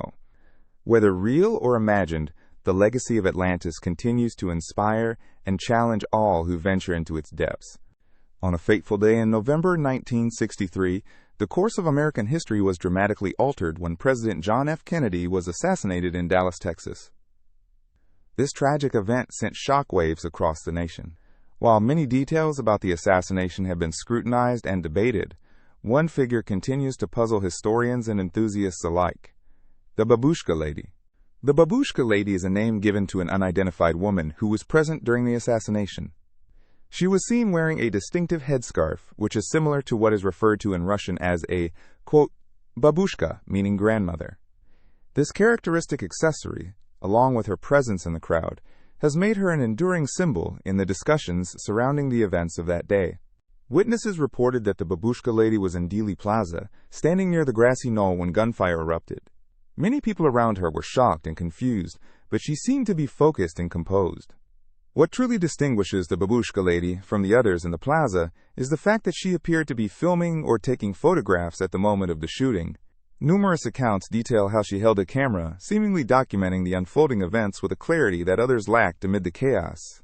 The speculation surrounding her potential evidence has added layers of intrigue to her story. Some believe that the footage or photographs captured by this mysterious woman could provide key details that might help to understand not only the assassination, but also the broader context of the turbulent 60s in America. Her existence raises questions about how history is recorded and who holds the fragments of that history. In the years immediately following the assassination, the FBI and various investigators sought to trace the Babushka Lady. They released sketches and sought tips from the public, hoping someone might recognize her or understand the significance of her presence that day. Despite these efforts, she has remained unidentified. Many theories have emerged regarding her identity and her motivations, which only deepens the enigma. Interestingly, there are many competing theories about what the Babushka Lady might have witnessed. Some believe that she held evidence that could potentially challenge official narratives or shed light on unknown individuals linked to the assassination. Others suggest that her footage might have revealed activities in Dealey Plaza immediately before or after the shots were fired, possibly contributing to ongoing debates about conspiracy theories surrounding the event. While countless individuals have come forward claiming to be the Babushka Lady, none have provided definitive proof. The mystery of her identity remains a captivating aspect of the assassination. People have dug deep into archive footage, old photographs, and witness accounts in hopes of uncovering the truth. However, to date, there has been no conclusive identification. The Babushka Lady's story highlights a larger narrative about the roles of ordinary people in extraordinary events. It questions how often significant historical moments are viewed through the lens of experts and authorities, while the voices of common citizens may hold invaluable insights. In this case, a woman carrying a camera in a moment of crisis could contain the essence of a much deeper story that we still seek to uncover. Years have passed since that tragic day, and the world has changed drastically. However, the fascination with the Babushka Lady has not waned. Many researchers, amateur sleuths, and ordinary individuals continue to explore her role in the assassination.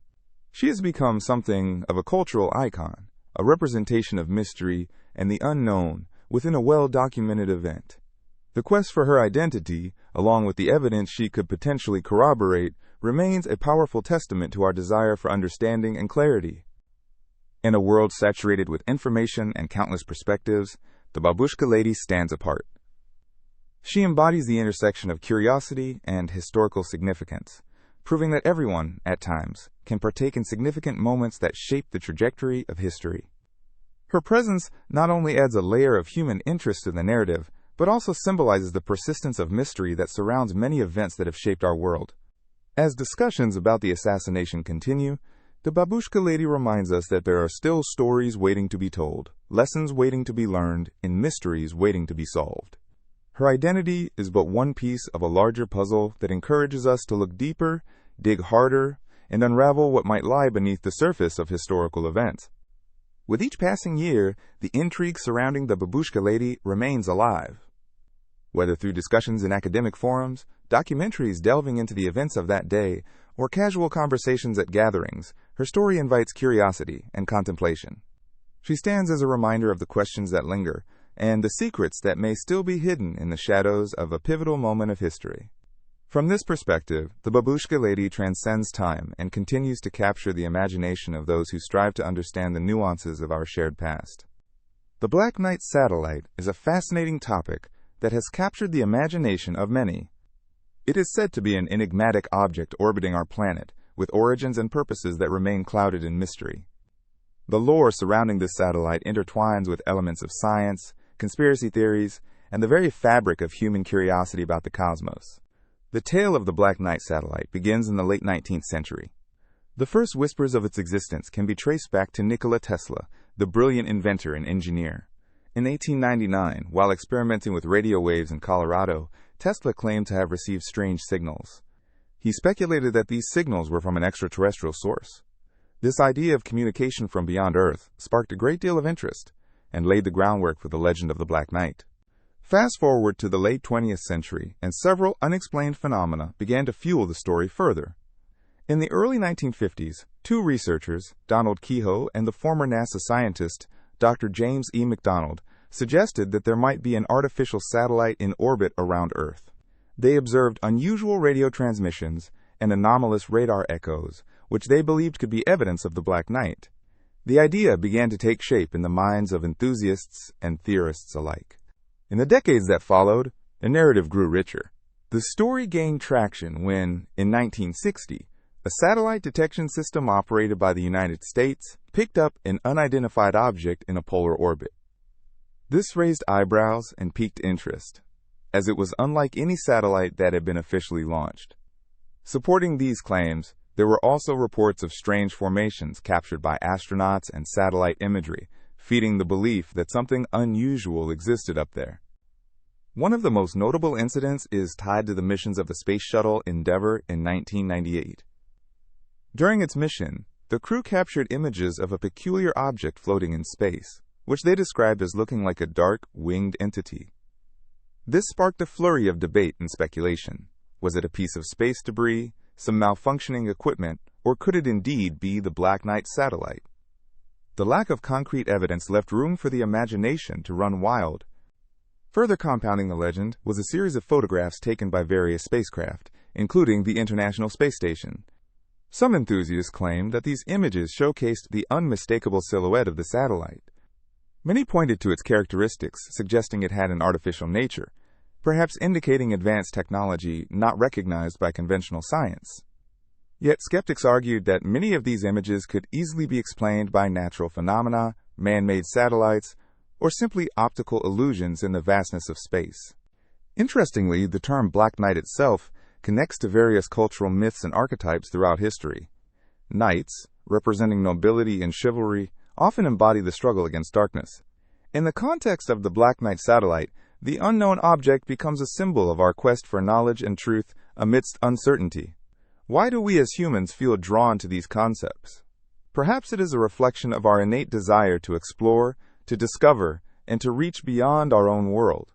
In the broader realm of space exploration, the narrative of the Black Knight highlights both our advances and our limitations in understanding the universe. While we have sent numerous satellites into orbit, including advanced telescopes and scientific instruments to examine the cosmos, the notion of an unidentified object that has purportedly been observing us remains tantalizingly elusive. Some enthusiasts speculate on the possible purpose of the Black Knight. Is it a tool for gathering information? A watcher from afar, keeping an eye on humanity, or perhaps a remnant of an ancient civilization? Others suggest it may serve as a communication device, bridging the gap between worlds, acting as a beacon, a point of connection to other intelligent life forms. Despite numerous theories, none provide definitive answers, maintaining the enigma that surrounds this object. Moreover, the subject of the Black Knight satellite raises questions about government transparency and our collective understanding of space. Many conspiracy theories argue that authorities may intentionally be obscuring the truth regarding such inexplicable phenomena. This belief taps into a wider narrative where truth and misinformation often dance around each other in the world of the unknown. In the grand tale of human exploration, the Black Knight satellite stands as a reminder of our desire to look beyond what is visible and to fathom the depths of the universe. The allure of the unknown may keep the story alive, leading people to ponder not only about the object itself, but also about what mysteries lie ahead in the great expanse of space waiting to be uncovered. Each new discovery in space technology and exploration could offer glimpses of answers, yet the questions remain. Whether the Black Knight satellite is a figment of imagination, a product of misinterpretation, or something unexplained, it has woven itself into the fabric of our relationship with the cosmos and our eternal quest for understanding. The conversation continues, inviting curious minds to gaze skyward and wonder about the universe's stories yet to be told, encouraging exploration, inquiry, and imagination. On the morning of June 30th, 1908, a remarkable event unfolded in the remote region of Siberia, leaving a lasting mystery that continues to intrigue scientists and enthusiasts alike. Known as the Tunguska Event, this phenomenon was marked by a massive explosion that obliterated an area of roughly 2,000 square kilometers, an expanse almost equivalent to the size of a small city. Trees were flattened, and the entire landscape changed, but remarkably, there were no significant human casualties, primarily because this area was sparsely populated. Imagine waking up that morning and suddenly experiencing an incredible blast.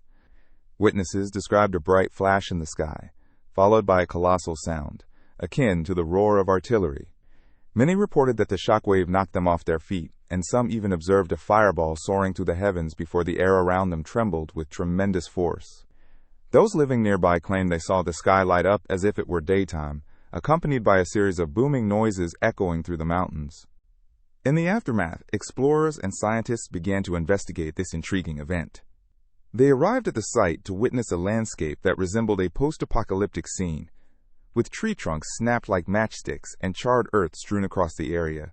The sheer scale of destruction raised questions about what kind of force could have caused such havoc. One prevailing theory suggested that a meteor exploded in the atmosphere just before reaching the ground. This hypothesis, known as the airburst theory, posits that a small asteroid, approximately 50 to 60 meters in diameter, hurtled into Earth's atmosphere at phenomenal speeds, leading to an explosion equivalent to 10 to 15 megatons of TNT. Supporters of the meteor theory pointed to the lack of an impact crater, which would typically be found if a large object had collided directly with the surface.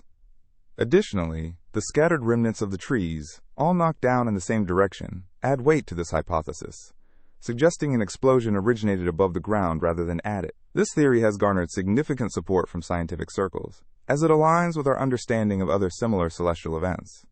However, not all explanations are so straightforward. Some fringe theories have emerged over the years, adding a layer of fascination to this already enigmatic event. Some have hypothesized that the explosion was caused by a comet, while others have entertained the outlandish notion of extraterrestrial involvement. In these stories, proponents describe advanced alien technology that could have misfired and resulted in an explosive incident. While these theories may sound like fodder for science fiction, they have captivated the imagination of many and spurred interest in the possibility of life beyond our planet. Exploring another angle, some researchers have looked into natural gas eruptions or even volcanic activity as possible culprits for the Tunguska Event. Yet, these theories tend to falter under scrutiny, as there was no significant geological activity recorded in that region around the time of the explosion. As time marched on, the Tunguska Event sparked a broader discussion about the risks posed by near-Earth objects. Scientists realized that small asteroids frequently collide with Earth, and while most burn up in the atmosphere without detection, events like Tunguska serve as reminders of the potential catastrophes that might await us. This has led to increased interest in tracking and studying asteroids, developing early warning systems, and even contemplating future planetary defense mechanisms to guard against potential future threats. Intriguingly, the legacy of the Tunguska Event has permeated popular culture, inspiring literature, films, and documentaries highlighting the mysteries surrounding it. Each retelling keeps alive the curiosity of audiences and invites them to ponder what really happened that fateful day in June 1908. Was it merely a cosmic accident in the depths of Siberia, or was it something more profound, stirring imaginative ideas about our place in the universe? As scientists continue to study the shards of evidence left behind, each theory, from meteor impacts to the enigmatic possibilities of alien technology, adds another layer to the legacy of the Tunguska Event. The continued exploration of this historical enigma reminds us of the wondrous complexities of Earth and the cosmos, urging us to remain curious and vigilant about the mysteries that had once, and may once again, come from the skies above. With every investigation and theory presented, one can't help but wonder what will further unfold, and what surprises the universe still holds. The story of the Tunguska Event reminds us that beneath the veil of everyday life, extraordinary phenomena can occur, challenging our understanding of nature and our place within it. So the next time you gaze at the night sky, let your thoughts drift to the wonders above, remembering that each twinkling star might harbor its own stories waiting to be uncovered. The Hinterkaifeck Murders are one of the most chilling and mysterious unsolved cases in German history, taking place on a remote farmstead in Bavaria in the early 1920s. This case involves a series of brutal events that continue to spark fascination and horror even many years later. The story begins in the small village of Hinterkaifeck, situated about 6 kilometers from the town of Weidhofen. The farm, owned by the Gruber family, consisted of Andreas Gruber, his wife Cassili, their daughter Victoria, her husband, and their young child. In March of 1922, strange occurrences began to unsettle the family. Andreas Gruber allegedly discovered footprints leading from the nearby woods to the family home. He mentioned these oddities to neighbors, expressing a sense of unease, yet no one could explain the presence of the footprints. Alongside this unsettling discovery, the family reported hearing strange noises emanating from the woods at night. The feeling of being watched crept into their daily lives, further intensifying their distress.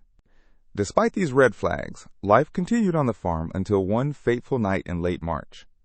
On March 31st, a farming couple from the village became concerned when they noticed that the Gruber family had not been seen for several days. Fearful for their safety, they decided to investigate. What they found was a horrifying scene. All 6 members of the Gruber family had been brutally murdered inside their home, each with a farm tool. The brutality of the crime left an indelible mark on the region. What makes this case particularly haunting is not only the murders themselves, but the myriad of clues and evidence left behind, yet none offered a definitive answer as to who committed this atrocity. Initial investigations revealed that the murders had taken place several days prior to their discovery, as the family had been silent for way too long. The first officer on the scene noted a disturbing calm around the house, as if time itself had frozen. Investigators found livestock in the barn and meals still warm on the table, amplifying the eerie tableau of death. Despite extensive investigations, the police were baffled. It's reported that after the murders, there were sightings of suspicious individuals in the area, but none were ever linked to the crime. Neighbors claimed they saw 2 unfamiliar men near the family's farm, shortly before a series of tragic events unfolded. This only deepened the intrigue, as the small community was struck by the reminder that someone among them could be capable of such violence. The crime scene itself became a focal point of speculation. Some experts pieced together the events leading up to the murders, while others examined the potential motives. Jealousy, inheritance disputes, and personal vendettas were suggested, but nothing could be confirmed. The Gruber family members were not known to have had any enemies, making the act of violence even harder to comprehend. Another chilling detail is the chilling tale of the eerie silence that blanketed the farm after the murders. It was reported that for days post-crime, the farm was untouched. The locals, too, appeared to stay away, creating an atmosphere of dread around the place where such violent acts had taken place. Over time, the farmhouse fell into disrepair, and by 1923 the buildings were abandoned, standing empty as a ghostly reminder of the family's tragic fate. Decades passed, and many theories emerged. Some speculated about a possible connection to the nearby woods, home to the supernatural tales often told by villagers. Others proposed that the killer may have been someone acquainted with the family, someone who had access and knowledge of their routine. Rumors persisted that the family had been targeted due to their wealth, while conspiracy theories suggested involvement from outside parties or criminal elements. The case's enduring appeal rests largely on the haunting, unanswered questions that linger. To this day, numerous individuals, amateur sleuths, and even professional investigators have taken an interest in the Hinterkaifeck murders, fascinated by the lack of closure. The specter of these unresolved murders serves as a poignant reminder of human darkness and the devastating consequences of violence. Time drags on, and the Hinterkaifeck site has become a notorious legend, drawing enthusiasts of crime history and the curious alike. Even though formal investigations have long since ceased, the whispers of what happened there have not dulled over time. The atmosphere is thick with tales of ghostly sightings, strange sounds, and unexplainable occurrences. Many documentaries, books, and online forums delve into every aspect of the case, examining the evidence, fingerprints, and potential suspects available. With the passage of time, some pieces of the puzzle have become murky, yet the core mystery remains intact. Some believe the truth is out there, buried beneath layers of secrecy, awaiting the day when the veil of silence will lift, revealing a forgotten past. As years turn into decades, the Hinterkaifeck murders endure, an unsolved case that continues to haunt the landscape and the minds of those captivated by the story. Generations have come and gone, yet the chilling echoes of a family torn apart by violence resonate still. The tale serves as a testament to the idea that while time may fade memories, some stories linger forever, steeped in mystery and tragedy. Perhaps it is the question of why that means the most, and lingers in our thoughts the longest, an unsolvable riddle that intertwines with the fabric of human history. The Phaistos Disc is one of the most intriguing artifacts from the ancient world, discovered on the Greek island of Crete in 1908 by the Italian archaeologist Luigi Pernier. This unique disc, made from fired clay, features an array of symbols meticulously inscribed on both sides, leading to much speculation about its significance and purpose. Measuring about 15 centimeters in diameter, the disc is remarkably well preserved, adorned with 241 individual symbols that include various representations of human figures, plants, animals, and tools. Each character appears to be a stamp, suggesting that it may have been produced using a technique similar to printing. The artistry reflects the advanced craftsmanship of the Minoan civilization, which flourished on Crete during the Bronze Age. One of the most captivating aspects of the Phaistos Disc is the sheer mystery of its inscriptions. Despite extensive research and numerous attempts to decode the symbols, scholars have yet to reach a consensus on their meanings. The lack of related texts or comparable items adds to the complexity of deciphering the disc's contents. Some researchers believe it could be a form of early writing, while others suggest it might represent a religious or ceremonial script.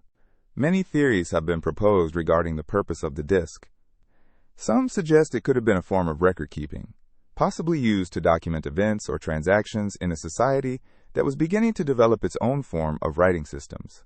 Others think it might be a religious object, perhaps used in rituals or festivals, serving as a medium to convey messages to the gods or commemorate important occasions. The various symbols on the disc have sparked the imagination of many, with some interpretations linking them to the Minoan mythos. For example, one symbol resembles a double axe, a significant emblem in Minoan culture often associated with power and the divine. Other symbols appear to depict figures engaged in activities such as dancing, which might indicate a connection to social gatherings or religious ceremonies. The mystery of the Phaistos Disc has also attracted attention from cryptographers and linguists. Some have compared its symbols to other ancient scripts, including hieroglyphics and Linear A, the undeciphered writing system of the Minoans.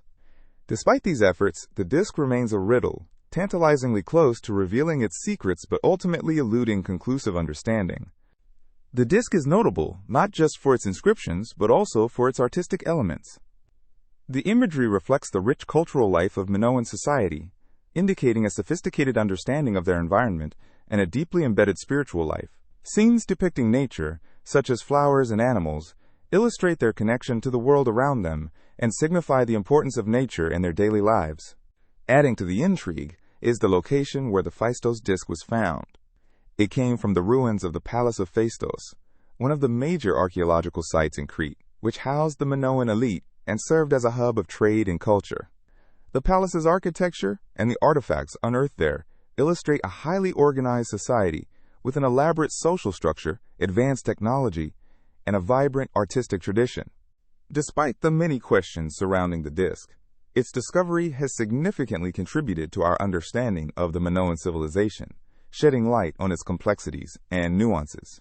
The Phaistos Disc is a testament to the innovations of the time, highlighting how early societies sought ways to communicate and record their experiences.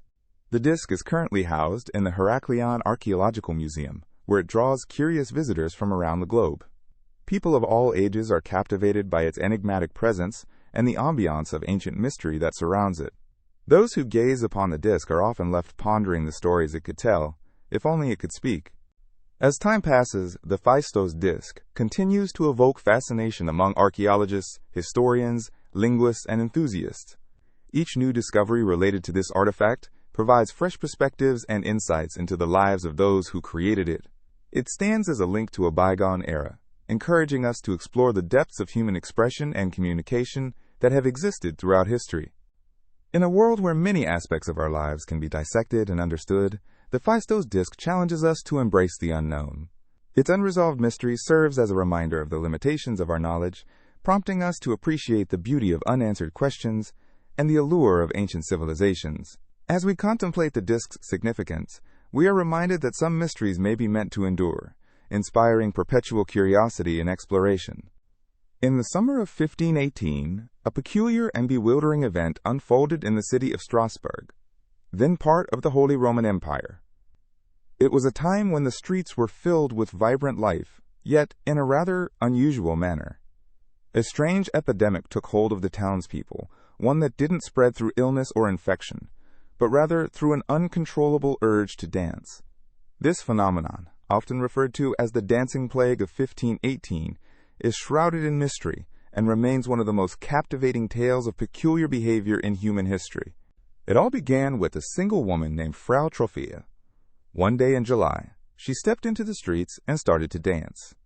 At first, it seemed like harmless fun, perhaps a joyful expression of life, but as the days wore on, her dancing did not cease. It was not spontaneous. There was a fervor, a frenzy that consumed her. Before long, other townsfolk joined her, captivated by her frenzy. What started as one woman's enthusiasm morphed into a collective spectacle of bizarre behavior. Within a week, dozens of people were caught up in the dance. They twirled, spun, and moved their bodies in an unmistakable rhythm that seemed almost hypnotic. The gatherings grew with each passing day, with people from all walks of life succumbing to this irresistible compulsion. The city watched in both fascination and horror as more and more citizens danced relentlessly. It became clear that this was not just a couple of joyful souls celebrating life. As the dancing persisted, it took on a darker hue. Some participants collapsed from exhaustion, while others suffered serious injuries. Still, they danced on, driven by an unseen force. As the unusual phenomenon spread, the local authorities were desperate for answers. Physicians were called in to investigate the bizarre occurrence. They had their theories, suggesting that it might be a case of mass hysteria, a psychological phenomenon where a group exhibits similar behavior due to shared psychological stress. Many believed that the people might have been experiencing the effects of ergot poisoning, a fungus that grows on damp rye and can lead to hallucinations and convulsions. However, this theory remains unproven, as no concrete evidence could confirm that those involved had consumed tainted bread. The city officials took various measures to quell the incessant dancing. They even hired musicians to rouse the participants, thinking that a joyful atmosphere could help them dance the frenzy out of their systems. However, this only seemed to exacerbate the situation, drawing more dancers into the thrall of the moment. It's almost as if the music ignited a fire that had been smoldering beneath the surface, pushing people into a deeper, more passionate engagement with the inexplicable urge to keep moving. As the numbers swelled and reports of the phenomenon spread beyond the city limits, the dancing plague caught the attention of historians and curious onlookers from neighboring towns and regions. The spectacle had become a sensational story, almost like a festival of sorts, yet it bore the haunting quality of a desperate struggle against an omnipotent force. People continued to flock to struggle, hoping to catch sight of the dancers or listen to the musicians. Then, in August, the madness began to wane. The dancing subsided as mysteriously as it had started. Within a month, the streets once again returned to their ordinary rhythm. Yet, the echoes of the event lingered long after. The reasons for the dancing plague were never fully understood, leading to extensive speculation and theories over the years. Some modern scholars have pointed out that the painful experiences of the era, such as famine, plague, and social upheaval, might have contributed to the extraordinary display of collective behavior. The pressure and trauma of daily life could have instigated a release in the form of this fervent dancing. Over time, the dancing plague of 1518 has captured the imagination of historians and artists alike.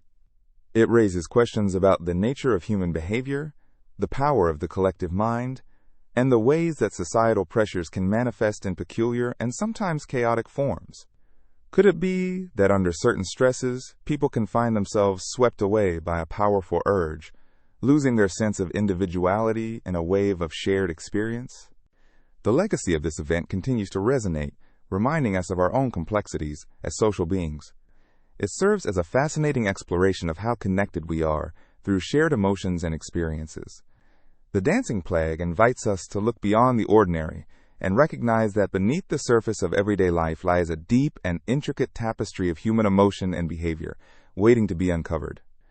It's a reminder that we live in a world filled with mysteries, where even the most inexplicable occurrences can speak to the heart of our shared humanity, pushing us to dance, whether we want to or not. In the late 16th century, a tale of mystery and intrigue unfolded on the shores of America, centering around the Roanoke Colony. This colonial venture, backed by the English, was an ambitious effort to establish a permanent settlement in the New World. The story of Roanoke Colony captivates the imagination, primarily due to its abrupt and unexplained disappearance. In 1587, a group of about 115 men, women, and children set sail from England to the coast of what is now North Carolina. Led by John White, the governor of the colony, this group was hoping to create a thriving community in the New World. The decision to settle on Roanoke Island was strategic, with natural resources in abundance and the growing desire to expand English influence over the New World. Upon arrival, however, they faced immediate challenges. The settlers struggled to cultivate crops in unfamiliar soil and faced threats from local indigenous tribes. Relations with these tribes were complex. While some groups were initially friendly, others viewed the newcomers with suspicion. After a difficult first year, John White returned to England in search of supplies and support. His departure, however, came at a time of political turmoil in England, including the looming conflict with Spain. White's intended return to Roanoke was delayed for 3 long years because of the circumstances in Europe. Meanwhile, the settlers remained in isolation, cut off from the resources and assistance they desperately needed. When White finally returned to Roanoke in 1590, he found the settlement abandoned and eerily silent. The homes were dismantled, and there was no sign of the people who had once lived there. The only clue left behind was the word Croatoan, carved into a post of the fort, an indication that the settlers may have moved to Croatoan Island, located to the south.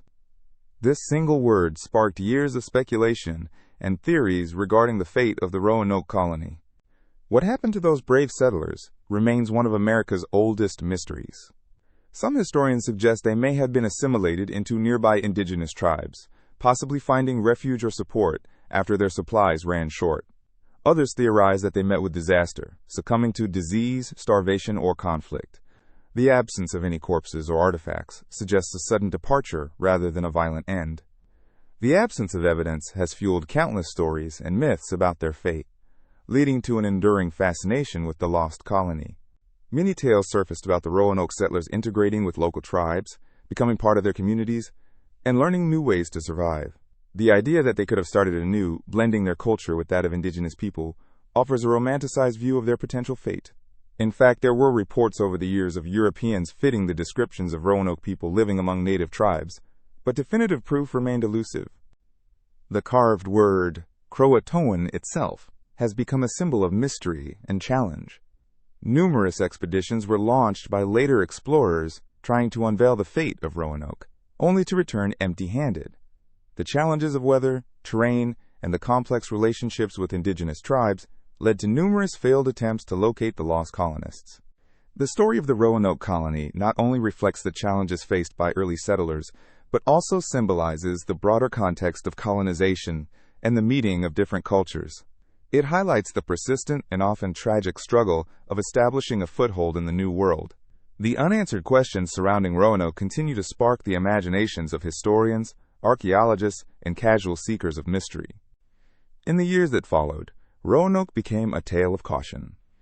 It demonstrated to future English colonizers the risks of venturing into the unknown without proper planning and understanding. The lessons learned from Roanoke would leave a lasting legacy on English colonial aspirations and shape future endeavors, resulting in strategies that included better supply lines, diplomatic relations with indigenous groups, and more thoroughly prepared colonization efforts. The Roanoke colony will forever remain a testament to human ambition, exploration, and the profound mysteries that history can leave behind. The one word left carved on that tree encapsulates the hopes, struggles, and ultimate disappearance of a group of people who set out to forge a new life. The mystery continues to provoke curiosity down through the ages, with new theories emerging even today as modern technology aids in uncovering the hidden histories of our past. As we ponder the fate of the Roanoke colony, we also delve into human resilience and ingenuity. The story prompts us to consider what drives individuals to embark on perilous journeys, leaving behind everything for the promise of new beginnings. The unanswered questions surrounding Roanoke remain a poignant reminder of the complexities of exploration and the enduring spirit of those who dare to venture into the unknown. On March 8, 2014, Malaysia Airlines flight MH370 vanished shortly after it took off from Kuala Lumpur International Airport bound for Beijing. This event would go on to captivate the world, not just due to its tragic nature, but also because of the enduring mystery that surrounded it. The flight was carrying 239 people, including 227 passengers and 12 crew members, and as the aircraft flew over the South China Sea, it issued its final communication with air traffic control. Just a few minutes later, the airplane seemingly disappeared from radar screens. As search operations commenced, investigators quickly began piecing together what little evidence they could find. The initial search area focused on the South China Sea, where the aircraft was last known to be. However, as days turned into weeks and no sign of the plane was found, the search area expanded. By analyzing satellite data, it became apparent that the aircraft had deviated from its planned flight path, turning southwest over the Indian Ocean. This revelation shifted the focus of the search, leading to one of the most extensive and costly undertakings in aviation history. The search for MH370 lasted for several years and covered vast distances of the Indian Ocean. But despite the efforts of numerous countries and advanced technology, the plane remained elusive. The mystery deepened, sparking numerous theories about its fate. Some speculated that the flight suffered a catastrophic mechanical failure, while others proposed that it might have been hijacked. Conspiracy theories flourished, with claims ranging from secret government involvement to alien abduction. Each theory seemed to gain traction, illustrating the human tendency to seek answers in the unknown. One particularly compelling theory suggested that the pilot, Captain Zahari Ahmad Shah, might have intentionally diverted the aircraft, leading to speculation about motivations related to his personal life. Supporters of this theory pointed to simulations he had conducted in a flight simulator at home, which seemed to model the flight path MH370 took. However, without concrete evidence, such theories remained highly controversial and were met with skepticism. As the months passed and search efforts continued, pieces of debris began to wash up on distant shores around the Indian Ocean. In July 2015, a winged flaperon believed to be from MH370 was discovered on Reunion Island, a French territory. This discovery sparked renewed interest in the investigation and suggested that the aircraft had indeed met its fate in the water. Subsequent pieces of debris found in places like Mozambique and Madagascar further reinforced this idea, as they were determined to be consistent with the aircraft's design, yet they raised more questions than answers. Families of those on board were left grappling with uncertainty and anguish. While some preferred to cling to hope, others sought closure, pushing for greater transparency and accountability from Malaysian authorities. The lack of definitive answers became a point of contention, fueling demands for further investigations and improvements in tracking technology for commercial flights. This tragedy highlighted significant gaps in aviation safety protocols and the need for advancements in aircraft tracking systems to prevent similar occurrences in the future. Global aviation organizations and airlines began to initiate discussions about establishing better real-time tracking of aircraft. The disappearance of MH370 has undeniably shaped the future of aviation safety, prompting many to rethink long-held practices. The event also spurred conversations around mental health support for airline crew and the potential impact of personal issues on flight operations. As search efforts dwindled, the international community was left pondering how an aircraft could simply vanish in an era of advanced technology. Questions lingered about the last moments of Flight MH370 and the experiences of those on board. With the heartache of families left unresolved, the story of MH370 continued to unfold in the public consciousness, transforming into a cautionary tale about vulnerability, uncertainty, and the enduring human spirit. Decades from now, as aviation continues to evolve and adapt, the story of MH370 will be remembered not only for the mystery surrounding its disappearance, but also for the lessons learned in its wake. The inexorable search for truth serves as a testament to our innate desire to understand and make sense of the chaos that sometimes envelops our world. Whether through technology, investigation, or sheer tenacity, the memory of MH370 will remain a powerful reminder of the importance of vigilance in aviation safety and the unyielding quest for answers amid the silence of the ocean. The legacy of this flight, both in the hearts of those affected and in the protocols of aviation, will continue to influence the way we think about travel in our modern world. The story of the Mary Celeste is one of the most intriguing maritime mysteries in history. The American merchant ship was discovered adrift in the Atlantic Ocean in December 1872, and what was found aboard raised more questions than answers. This ship had a reputation for being sturdy and reliable, and it completed several successful voyages prior to its infamous abandonment. The vessel was launched in 1861, originally named the Amazon, and it changed hands multiple times before becoming the Mary Celeste. With a gross tonnage of about 282 tons, it was designed for long-distance trade. The ship was outfitted with advanced features for its time, including a solid hull and spacious cargo hold. By 1872, the Mary Celeste was on a journey from New York to Genoa, Italy, carrying a diverse cargo of denatured alcohol, which was highly valuable and intended for industrial use. On December 5, 1872, the Mary Celeste was discovered by the crew of the British brig Dei Gratia, about 400 miles east of the Azores. The Dei Gratia had noticed the Mary Celeste sailing erratically and decided to investigate. What they found was eerie and perplexing. The ship was in good condition, with its sails still set and only a little water in the hold. However, there was no sign of the crew. It was as if they had vanished into thin air. The captain of the Dei Gratia, David Morehouse, and his men searched the ship thoroughly. They found the ship's log, which revealed that the Mary Celeste was last reported to be sailing smoothly on November 25th.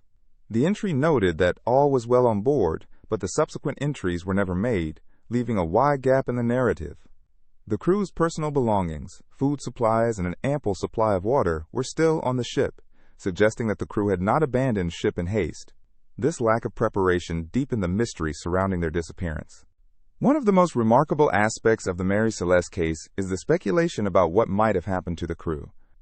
Many theories have circulated over the years, ranging from plausible to downright bizarre. Some suggest that the crew may have encountered a sudden storm, causing them to abandon the ship to save themselves. Others propose that they may have been the victims of piracy, but given the lack of evidence, this theory seems less likely. Another common theory suggests that the crew experienced a dangerous buildup of toxic fumes from the denatured alcohol cargo. It is plausible that they might have detected a strong odor or experienced dizziness and confusion, prompting them to leave the ship. However, this would not explain why they didn't take their personal belongings or the ship's provisions. Some researchers even speculate that mutiny may have played a role in the crew's disappearance. They suggest that perhaps there was internal conflict that led to a dramatic event.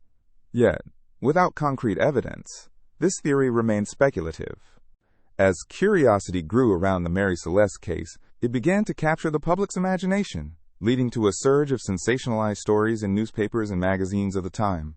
The mystery of the Mary Celeste became a part of popular culture, inspiring books, films, and even songs. Its tale is often viewed through the lens of adventure and exploration, igniting a fascination with the unknown. In an effort to solve the mystery, several investigations were launched, but none provided definitive explanations.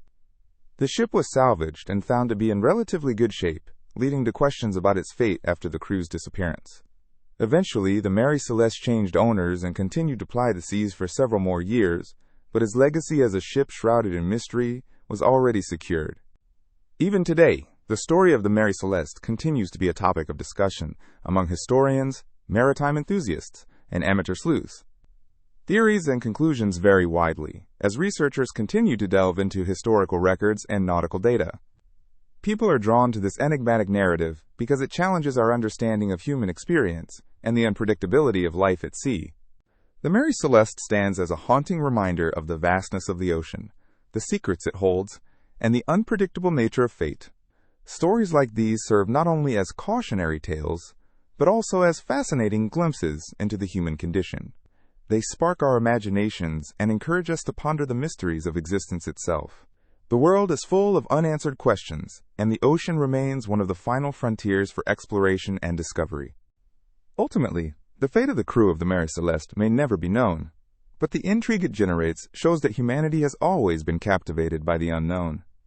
It serves to remind us of the tales woven into our history, each one holding lessons and intrigue that beckon us to engage in them. Whether it be through ships lost to the sea, explorers who never returned, or mysteries still waiting to be solved, the allure of captivating stories persists, inviting us to delve deeper into the ocean's depths and the corridors of time. The tale of the Mary Celeste is just one of many that invites ongoing curiosity, exploration, and wonder about what lies beyond our horizons. In the picturesque countryside of France, near the small village of Glozel, an extraordinary discovery was made in the early 1920s. A farmer named Émile Frédin stumbled upon a collection of clay tablets, each inscribed with mysterious markings that sparked intrigue and controversy in the archaeological community. The Glozel Tablets, as they have come to be known, have become a focal point for debates surrounding their authenticity and significance. What makes these tablets captivating is not just their physical form, but the enigma they present. Over 100 tablets were unearthed, some with symbols and characters resembling ancient scripts, while others depicted animals and scenes that puzzled experts. Among the symbols, there are signs that some researchers believe could be linked to languages as diverse as Etruscan or even ancient Greek. However, skeptics argue that these inscriptions represent little more than creative expressions of a bygone era or even outright forgeries. To grasp the significance of the Glozel Tablets, one must understand the context of their discovery. The early 20th century was a period of great excitement in archaeology, with many artifacts being unearthed across Europe that promised insights into ancient cultures. The fascination with antiquity was palpable, leading to sometimes hasty conclusions about the objects being discovered. The Glozel Tablets entered this atmosphere of heightened curiosity, offering a tantalizing glimpse into a mysterious past. The lexical content of the tablets is particularly intriguing. Some of them have characters that resemble those from various cultures, which has led to rampant speculation about their true origins. For example, some researchers have attempted to decipher the markings, believing they could offer clues about the people who lived in the region thousands of years ago. They sought connections to known ancient civilizations, hoping to link the tablets to a narrative that included trade, migration, and cultural exchange.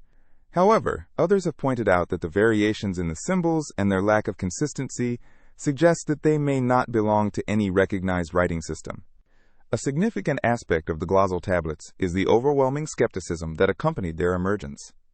Many historians and archaeologists dismiss them as elaborate fakes, possibly created to satisfy the growing market for ancient artifacts. This skepticism was fueled by questions regarding the methods used in their discovery and handling.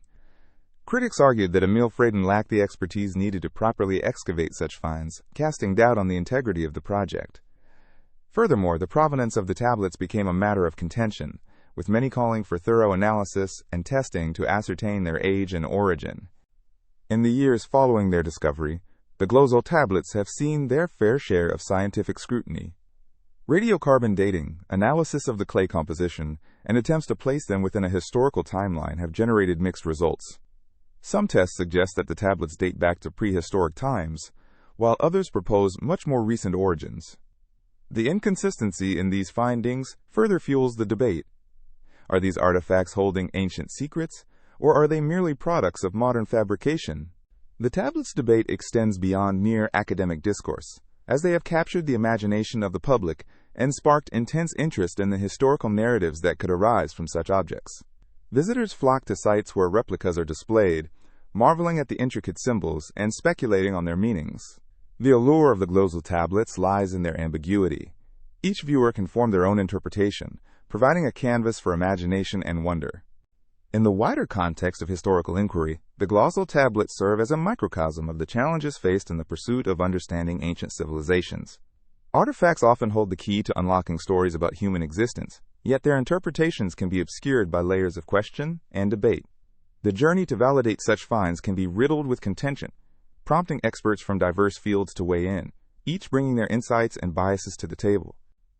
As you reflect on the Glozel tablets, consider their role in the broader narrative of discovery and understanding. They remind us that history is not always straightforward, and that the quest for knowledge often brings with it complexities and uncertainties. They encourage curiosity and remind us that while answers may sometimes elude us, the pursuit of those answers is a noble endeavor. The Glozel tablets stand at a crossroads of history and mystery. Whether they are authentic relics of a lost civilization or products of a more recent imagination, they invite us to ponder our connections to the past. Every symbol etched into clay speaks to a human instinct to communicate, to share experiences and stories across time. This quest for understanding resonates with each generation, echoing our shared desire to uncover the truths that lie hidden beneath the surface of our world. In contemplating the Glozel tablets, we engage not just with an artifact, but with the very essence of our inquisitive nature. They challenge us to think critically, to examine evidence, and to approach the past with both skepticism and wonder.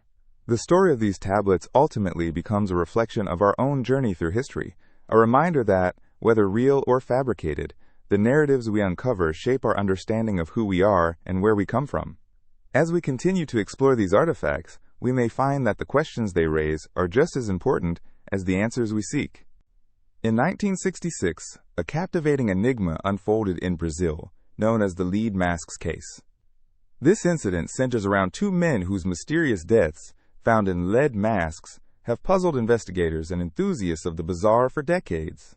The facts surrounding the case are remarkably strange, beginning with the discovery of the bodies in a rural area near Niterói, Rio de Janeiro.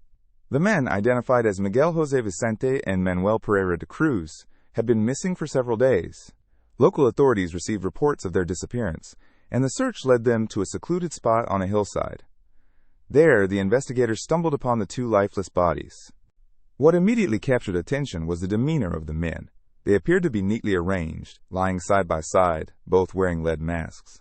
This detail is particularly odd, as lead masks are not commonly associated with any known medical practices or rituals.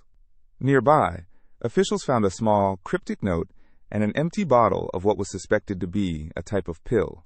This detail, in conjunction with the lead masks, led to rampant speculation about the nature of their death. The lead masks themselves present a unique aspect of the case. These were made of a heavy metal that blocks electromagnetic waves, which raises intriguing questions. Were the men attempting to shield themselves from something they believed was harmful? Some theories suggest that they might have been involved in occult practices or were attempting to conduct an experiment related to a supposed contact with extraterrestrial beings. Ideas around their connection to esoteric knowledge fueled further intrigue, leading some to believe that they might have been engaging in some kind of mystical rite. To add to the peculiar narrative, the note found near the bodies was rather ambiguous. It contained a series of numbers and the phrase 1630, which many have interpreted as a code or a set of instructions. The cryptic nature of the message has left investigators speculating about whether it indicated a meeting time, a countdown, or a significant event. Witnesses who knew the two men described them as reclusive yet intelligent individuals with an interest in science and the unknown. Their background added layers to the mystery, suggesting they were not the type to engage in risky behavior without some belief in a greater purpose. Local reports indicated that Vicente had previously been in contact with spiritual groups, which contributed to the notion that their death could be linked to a far-reaching conspiracy or quest for knowledge. The lack of conclusive evidence regarding the cause of death has led to multiple theories over the years. Initial autopsy reports revealed no signs of violence or struggle, and toxicology tests failed to show any substances that could explain their deaths. This absence of a clear cause fueled speculation that they may have consumed something that led to a collective decision to meet their fate, perhaps believing they were on the verge of some profound understanding or spiritual awakening. As the years have passed, the story of the lead masks case has not faded from public interest. Instead, it has taken on a life of its own, inspiring books, documentaries, and even artistic interpretations. People are drawn to the case not only because of its mysterious nature, but because it raises important questions about belief, exploration, and the boundaries of human understanding. In the wake of their deaths and the endless speculation, Nadaroy became a site of intrigued visitors hoping to catch a glimpse of the area's history. Some look for clues, while others pay homage to the mysterious path that perhaps led Vicente and Pereira de Cruz to their untimely end. Today, the lead masks case stands as a testament to humanity's fascination with the unknown, serving as a reminder of the mysteries that lie just beyond the veil of our understanding. Who were these men, really? What drove them to a fate that continues to baffle? The story remains unresolved, a haunting curiosity that lingers in the air, challenging us to contemplate our perceptions of reality and the human experience. In the grim shadows of Victorian London, a figure emerged whose legend would haunt the streets for generations. Jack the Ripper, a name that resonates with chilling intrigue, is perhaps one of history's most infamous unidentified serial killers. Even today, more than a century later, the mystery surrounding this elusive character continues to fuel a cascade of speculation, theories, and narratives that delve into the darkest corridors of human nature. The late 1800s were a time of great change in London, a city booming with industrial growth and social transformation. The East End, where the Ripper's reign of terror unfolded, was marked by stark contrasts. Wealthy merchants rubbed elbows with the impoverished working class. Here, in the squalor of Whitechapel, the streets echoed with hardship, and it was amidst this backdrop that a chilling parade of murders began in the autumn of 1888. The first recognized victim of Jack the Ripper was Mary Ann Nichols, discovered on the morning of August 31st. However, it was the brutal killings that followed, including Annie Chapman, Elizabeth Stride, Catherine Eddowes, and Mary Jane Kelly, that would etch the name into the annals of true crime. Each murder bore a gruesome signature, with horrific mutilations reflecting an uncanny understanding of human anatomy, leaving investigators baffled and the public terrified. The choice of victims, impoverished women often engaged in sex work, has been subject to much analysis, suggesting a dark intersection of social issues and personal pathology. Some speculate that the Ripper targeted these women not solely out of depraved pleasure, but as a calculated expression of power over those society had marginalized and forgotten. The audacity of choosing such a location for these heinous acts added a layer of complexity to the case, as it was a public place filled with witnesses who could offer valuable insights, yet ultimately remained oblivious to the impending horror. In the absence of conclusive evidence, numerous theories regarding the Ripper's identity have emerged over the years, each more intriguing than the last. Some suggest he could have been a member of the medical community, given the precision displayed in the killings. Others propose that he might have been a high-profile individual, possibly connected to the aristocracy, who used his social status to evade suspicion while indulging in his dark fantasies. Theories range from the plausible to the outrageous, some even implicating individuals like Queen Victoria's own grandson. The investigation, spearheaded by Scotland Yard, faced myriad challenges. The police were under immense pressure from the public and the press, who sensationalized each horrendous act, driving the demand for answers to a fever pitch. Letters purportedly from the Ripper, including the infamous Dear Boss letter signed Jack the Ripper, were sent to the police and newspapers, heightening the media's frenzy and capturing the public's imagination. Today, these missives are examined not just for their content, but also for the insight they provide into the psyche of a killer who toyed with law enforcement. The public's fascination with the case has led to a plethora of books, documentaries, and even fictional portrayals that seek to unravel the truth behind the mystery. Each new narrative adds another layer to the enigma, examining the social context of the time, the lives of the victims, and the various figures involved in the investigations. Numerous amateur sleuths have emerged over the years, eager to piece together clues and challenge the conclusions drawn by professionals, turning the case into a sprawling saga that intertwines history, crime, and cultural reflection. Perhaps what makes Jack the Ripper such a compelling figure is not merely the shock of his crimes, but the interplay of fear and curiosity he ignites within us. The centuries have turned, yet the allure of the unknown captivates modern audiences. The mystique surrounding his identity sparks our most primal instincts. Who was he? Why did he kill? What drove him to commit such atrocities? In this age of technology and advanced forensic science, the Ripper remains an enigma. New evidence emerges periodically, igniting fresh waves of interest and speculation. Some theorize that breakthroughs in DNA technology could one day shed light on his identity, while others warn that some mysteries are best left unsolved. It's a testament to the enduring power of storytelling and the ever-present human desire to understand the darker sides of existence. Through the centuries, the tale of Jack the Ripper serves as both a historical marker of the social issues of Victorian London and a continuous exploration of the human condition. It invites each generation to grapple with themes of evil, sympathy for victims, and the shadows lurking in society. Though the streets of Whitechapel have long since transformed, the name Jack the Ripper still echoes through time, a chilling reminder of the complex interplay between humanity and horror, a mystery that invites us into its depths, ever curious, ever searching. In the depths of the Baltic Sea, a fascinating underwater formation known as the Baltic Sea Anomaly has caught the attention of explorers, scientists, and enthusiasts alike. Discovered in June 2011 by a diving team from the Ocean X Company, this extraordinary structure lies at a depth of approximately 92 meters. What's intriguing about the anomaly is its unusual shape, which some observers have likened to a large, partially submerged UFO. This resemblance has led to a flurry of speculation and debate regarding its origin. At first glance, the formation appears almost circular, with a flattened top and edges that rise steeply.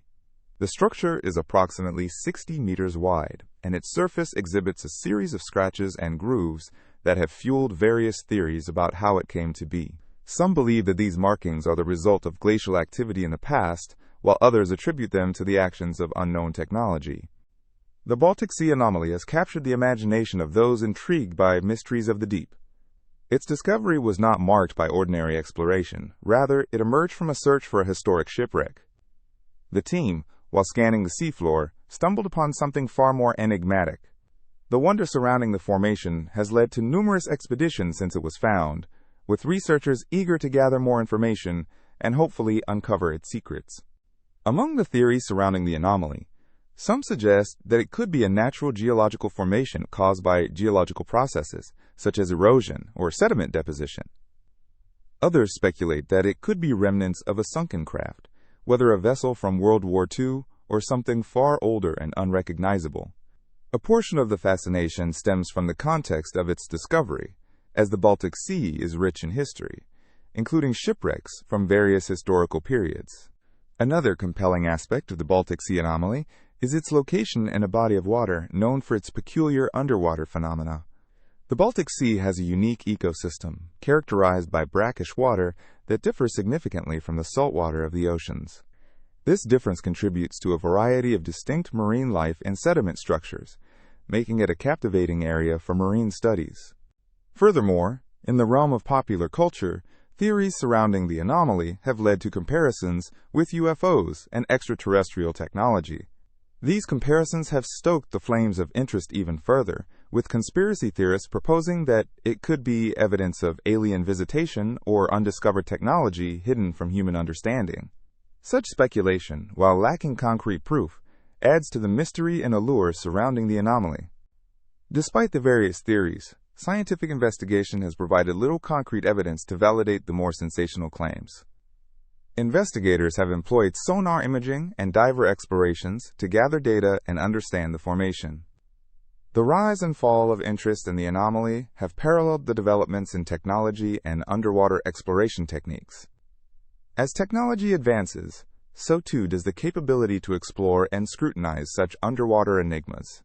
The ongoing mystery of the Baltic Sea Anomaly emphasizes a fundamental aspect of human curiosity, the desire to explore and understand our world, especially the parts that remain shrouded in uncertainty. Each new piece of information pieced together adds to an ever-expanding narrative that captivates not only researchers but also the general public. This curiosity drives further expeditions, each one hoping to unravel the complexity of the anomaly. In addition to scientific interests, the anomaly also invites a range of artistic interpretations. Documentaries, books, and online discussions proliferate, inviting both believers in mysterious phenomena and skeptics alike to engage with the subject. People are drawn to mysteries that tantalize the imagination and challenge established beliefs, and the Baltic Sea Anomaly certainly fits the bill. As exploration continues, the Baltic Sea Anomaly serves as a reminder of the immense, unexplored mysteries that our planet still holds. The depths of our oceans remain largely uncharted, harboring secrets that could reshape our understanding of history, geology, and even potentially otherworldly possibilities. Each new exploring mission could unveil something remarkable, adding another layer to this intriguing story. Ultimately, the story of the Baltic Sea Anomaly is one that intertwines adventure, curiosity, and the human spirit of exploration. As we continue to delve into the depths of the sea and uncover lost treasures and hidden wonders, each discovery reminds us of our place within the vast tapestry of life on Earth and beyond. The Baltic Sea, with its blend of historical significance and natural intrigue, ensures that this formation will continue to spark conversation and speculation for years to come. In February 1959, an event took place in the Ural Mountains of Russia that would capture the imagination of people around the world and become one of the most enduring mysteries in hiking history. This incident is known as the Dyatlov Pass Incident, named after the leader of the expedition, Igor Dyatlov. The group consisted of 9 experienced hikers, primarily students and graduates from the Ural Polytechnic Institute. They set out on a challenging trek through the icy terrain of the Ural Mountains, but what transpired during their journey remains shrouded in uncertainty. Initially, the hikers were supposed to return by February 12th, but when they failed to make it back, a search and rescue operation was launched. When rescuers eventually found their abandoned tent on February 26th, what they discovered was both chilling and perplexing. The tent had been cut open from the inside, and the hikers had fled into the frigid temperatures wearing very little clothing. This raised immediate questions about what had caused them to leave their shelter so abruptly. As the investigation unfolded, the bodies of the hikers were discovered at various distances from the tent, and their conditions raised even more questions. Some of the hikers appeared to have died from hypothermia, while others showed signs of severe internal injuries. For instance, one of the bodies was found with a fractured skull, yet there were no external wounds to suggest how the injury was sustained. In another case, a hiker was found with missing eyes and a tongue, which added a layer of eerie intrigue to the situation. These details fueled speculation about what had really taken place on that fateful trek. A variety of theories have emerged over the decades to explain the mysterious circumstances surrounding the incident. One theory suggests that the hikers may have encountered an avalanche. Contributing to this theory is the fact that the group set up their camp on the slope of Kolotsiacho, which, in winter, can be prone to such natural disasters. However, investigators found no evidence of an avalanche at the site, which left many unconvinced by this explanation. Another theory posits the involvement of secret military testing or atmospheric phenomena. Some have suggested that the hikers might have been exposed to a type of radiation or even sonic weapons, as the area is known to have been a site of military activity during that time. Sightings of unusual lights in the sky by locals around the same time have added fuel to the fire, leading some to wonder if there were extraterrestrial or otherworldly forces at play. Furthermore, the idea of a Yeti or other mysterious creature came into play as well. With many unexplored regions in the Ural Mountains and tales of large, hairy beings lurking in the wilderness, it's easy to see why some people suggested that the hikers may have encountered something that drove them to flee in panic. However, there's no concrete evidence to support this theory. Another significant factor in the mystery is the psychological state of the hikers. Some experts have proposed that a sudden panic or mass hysteria could have caused the group to act irrationally. The phenomenon of groupthink could have led them to make desperate choices that ultimately resulted in their tragic fate. The gripping tension of the situation could have induced fear so powerful that it overwhelmed their survival instincts. In the decades since the incident, the Dyatlov Pass has attracted a curious mix of adventurers, thrill-seekers, and researchers, all hoping to uncover the truth behind the hikers' mysterious deaths. The allure of the unsolved case has led to numerous books, documentaries, and even fictional adaptations. Each retelling brings a fresh perspective while adding layers of intrigue to the tale. As the years go by, the memories of the hikers and the intrigue surrounding their last journey persist. Their story acts as a reminder of both the beauty and unpredictability of nature. Whether you view the Dyatlov Pass incident through the lens of natural disaster, unexplained phenomena, or human psychology, it remains a remarkable chapter in the annals of exploration and fear. The haunting images of those silent, snow-covered slopes serve as a testament to the power of the wilderness and the mysteries that still lie hidden among the mountains. In the end, the Dyatlov Pass incident is more than just a perplexing event. It is a story of adventure, tragedy, and the limits of human understanding. It evokes the spirit of inquiry, encouraging us to question what we know about the world and to remain curious about the stories that nature still holds. As new generations tackle the Ural Mountains, it seems likely that this enigma will continue to fascinate and fuel the imagination, reminding us that some questions may never find answers, and that mystery is an integral part of our shared human experience. Area 51 is one of the most intriguing and secretive places on Earth. Nestled in the Nevada desert, this highly classified U.S. Air Force facility has long captured the imaginations of conspiracy theorists, UFO enthusiasts, and curious minds alike. Though it has been officially designated as a testing and development site for experimental aircraft, its allure comes from the myriad of rumors and speculation that surround it. The name Area 51 refers to a section of the larger Nevada Test and Training Range. This expansive area is used by the military for various purposes, but Area 51 stands out due to its strict security and restricted access. Visitors often find themselves questioning what could be happening behind those sharply guarded gates. The secrecy around the base has led to widespread beliefs that the government is conducting research on extraterrestrial technology, spacecraft, and even aliens themselves. One reason why Area 51 is often associated with UFOs is its role in the testing of advanced military aircraft. During the Cold War, the U.S. military required a covert location to develop and test new technology without attracting unwanted attention. It is believed that planes such as the U-2 and the State Route 71 Blackbird were tested in Area 51, pushing the boundaries of speed and altitude far beyond anything previously conceived. These remarkable aircraft, shrouded in secrecy at the time, fueled stories of mysterious aerial phenomena and otherworldly visitors.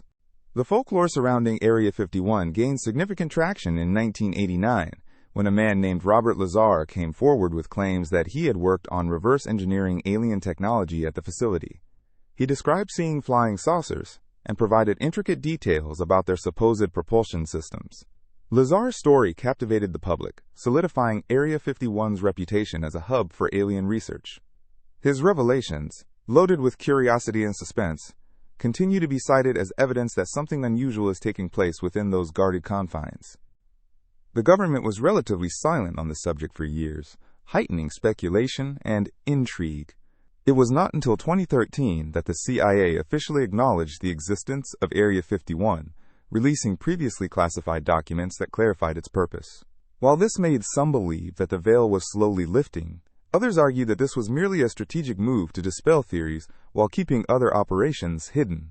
The geographical isolation of Area 51 contributes to its mystique. Surrounded by rugged mountains and stark desert landscapes, the base is nearly unreachable. This seclusion provides an ideal testing environment where aircraft can fly undisturbed. The vast skies and open land allow for extensive trials of cutting-edge technology.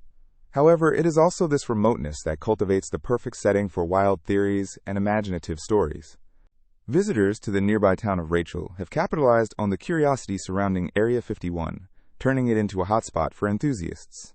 The infamous extraterrestrial highway runs through this area, attracting those who wish to catch a glimpse of something out of the ordinary. Signs warning about UFO sightings adorn the roadside, and quirky diners and gift shops themed around aliens have popped up, inviting travelers to indulge in the mysteries of the cosmos. People have reported strange phenomena in the vicinity of Area 51, reinforcing the belief that the facility is home to more than just military secrets. Eyewitness accounts of unidentified flying objects, bizarre lights in the sky, and unusual sounds have become part of local folklore.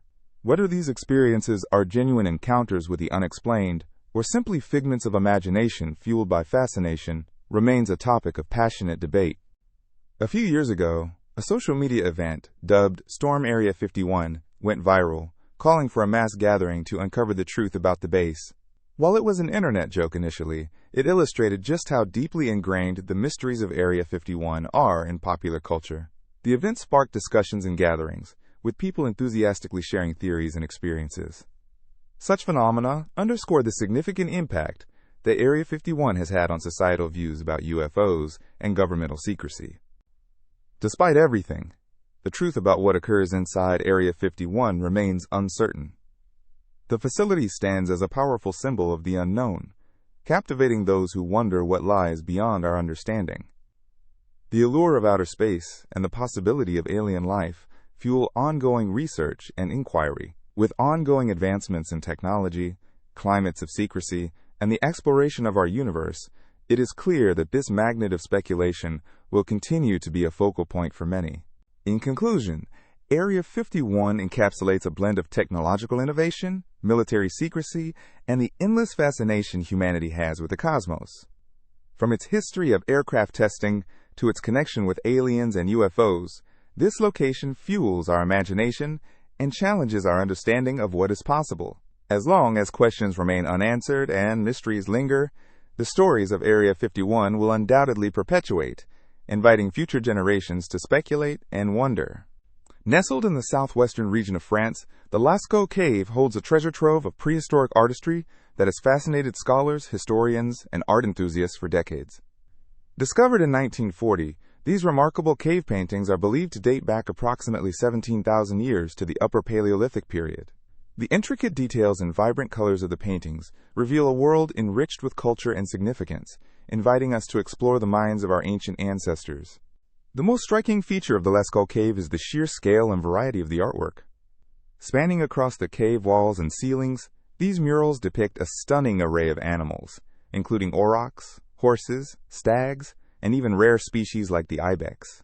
Some of the figures are lifelike, with exquisite attention to detail, while others are stylized or abstract. This variety sparks curiosity about the possible purposes of these paintings. Were they merely decorative, or did they serve a deeper, perhaps ritualistic role in the lives of the people who created them? One prevalent theory is that the paintings served a magical or spiritual purpose. Many researchers speculate that the artists may have believed in the power of these images to summon animals for hunting success. The depiction of the animals in dynamic poses suggests movement, as if they were caught in action. This notion aligns with the idea that these early humans held a deep connection with their environment, relying on their understanding of nature for sustenance and survival. Another intriguing aspect of the Lascaux paintings is the way they seem to narrate stories or convey messages. The presence of certain symbols, although not fully understood, hints at a complex belief system.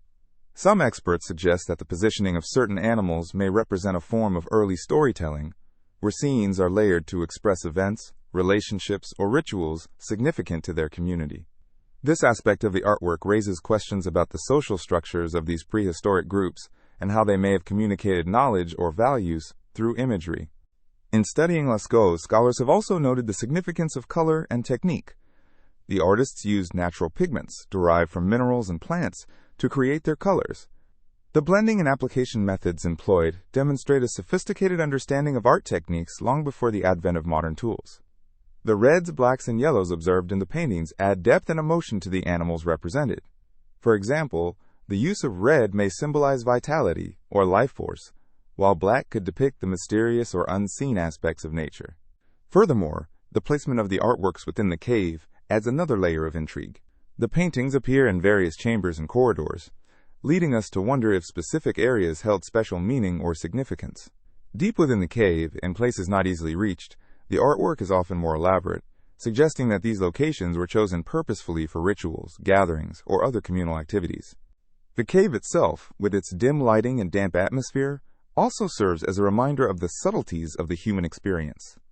As we walk through the dimly lit passages, we encounter a blend of fear, awe, and inspiration, much like the feeling that ancient artists might have experienced. Each brushstroke connects us across millennia, allowing us to glimpse the thoughts and beliefs of those long gone. The paintings demonstrate not only technical skill, but also an emotional expression that remains resonant even today. Despite the passage of time, the discoveries at Lascaux continue to captivate the imagination. They remind us of a shared lineage, a bond that transcends language and culture. The artists of Lascaux were not merely creating for decoration.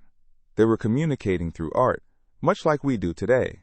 This continuity of artistic expression highlights the fundamental traits of humanity, our desire to share stories, document experiences, and make meaning of our existence. Yet, the legacy of the Lascaux cave faces challenges. Human interference, including the effects of visitors and climate change, poses risks to the preservation of the paintings. Efforts to safeguard this ancient wonder have led to the creation of a replica, Lascaux II, which allows visitors to appreciate the artistry without endangering the original artworks. This replica captures the essence of the cave while protecting it for future generations, ensuring that the stories told through these paintings continue to inspire and educate. In conclusion, the Lascaux cave paintings embody the creativity, spirituality, and connection to nature that define the lives of our prehistoric ancestors. They serve not only as a glimpse into the past, but also as a reminder of the inherent power of art to communicate profound truths about the human experience. As we delve into the mysteries of these ancient images, we uncover layers of meaning, inviting us to reflect on our own narratives and the ways we express ourselves through art today. The charm of Lascaux lies not only in its beauty, but also in its ability to unite us with a distant time, reminding us of our collective journey through history.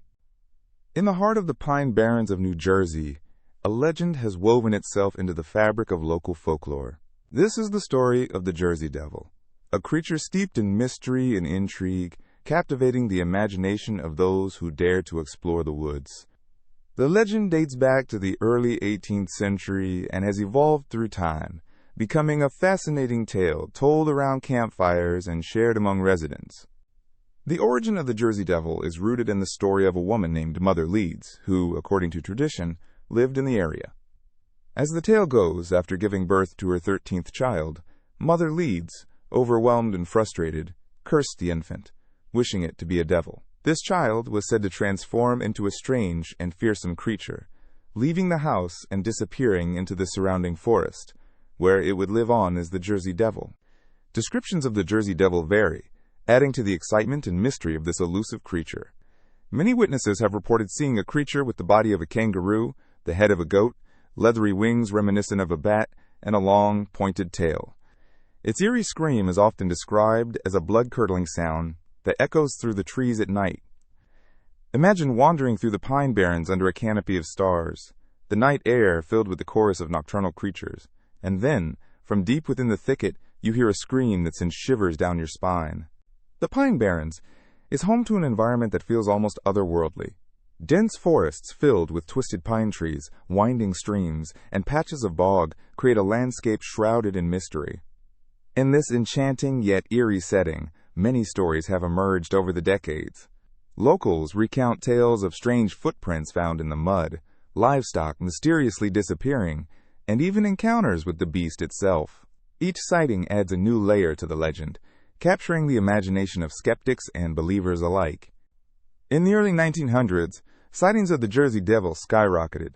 Reports flooded in from towns across New Jersey, with people claiming to have encountered the creature. Newspapers of the time published sensational stories and accounts from frightened witnesses, further solidifying the Jersey Devil's presence in popular culture. These reports didn't merely capture the public's attention, they sparked a frenzy. Residents armed themselves, fearing for their livestock and safety, creating a vivid backdrop of paranoia and excitement. The lore of the Jersey Devil has stirred the curiosity of many, leading to numerous investigations and explorations into the Pine Barrens. Some adventurers have embarked on nighttime quests with cameras and recording devices, hopeful to capture evidence of the creature, While many return with only tales of their own fears or the rustling of leaves in the night, there are still those who insist that they felt a presence, an energy that is both magnetic and terrifying. The intrigue of encountering such a legendary figure keeps the spirit of adventure alive. The Jersey Devil has also found a place in popular culture. Books, movies, and television shows have all drawn inspiration from this legendary creature. Each retelling adds its own twist, whether portraying the Jersey Devil as a fearsome monster terrorizing townspeople or as a misunderstood creature longing for companionship. This fluidity in the legend allows the Jersey Devil to evolve and remain relevant, engaging new generations with its mystique. In addition to its haunting persona, the Jersey Devil has become a symbol of the Pine Barrens themselves. This region, often overlooked or dismissed, is vibrant with life and history. The legend encourages people to explore the area, seeking out not just the story of the Jersey Devil, but also the unique plants and animals that call the Pine Barrens home. The landscape features unique ecosystems, including rare species of flora and fauna, some found nowhere else in the world. As our understanding of the natural world expands, so too does our fascination with the stories that accompany it. The Jersey Devil serves as a reminder that folklore and nature are intertwined, fueling our desire for exploration and discovery. The Pine Barrens continue to be a treasure trove of mystery, inviting those with a sense of adventure to uncover its secrets. Whether you believe in the Jersey Devil or view it merely as a fascinating story, the allure it holds is undeniable.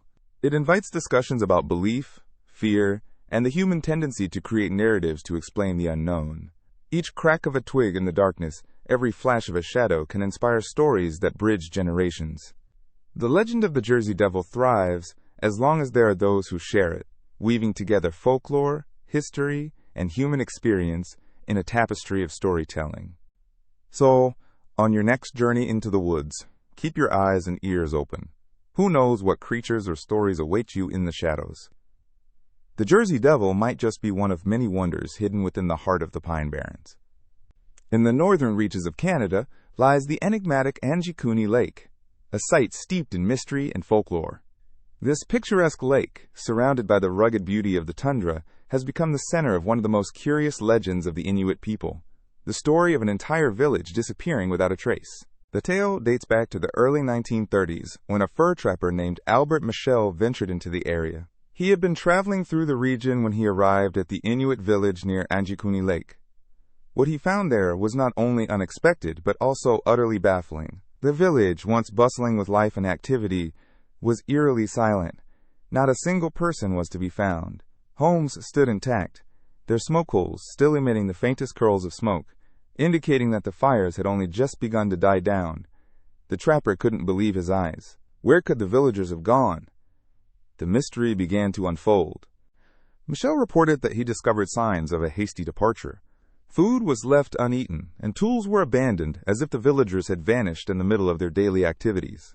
An entire community vanished into thin air, with no signs of a struggle or any hint of foul play. The abandonment of the village left many puzzled and raised numerous questions. Why would the residents leave everything behind? Did they sense a disaster was approaching? Or had something far more sinister occurred? The story spread quickly, capturing the imagination of the public. News outlets picked up the tale, and it became a subject of fascination for adventurers and thrill-seekers alike. Intrigued, many began exploring the region to uncover the truth behind the inexplicable disappearance. Some claimed that they heard whispers on the wind, echoes of the past that hinted at the lives once lived there. Others spoke of a ghostly presence, fueling speculation that the spirits of the vanished Inuit still wandered the shores of Anjikuni Lake. Various theories emerged over the years to explain the mystery. Some suggested that a natural disaster had struck the village, perhaps a sudden blizzard or an avalanche.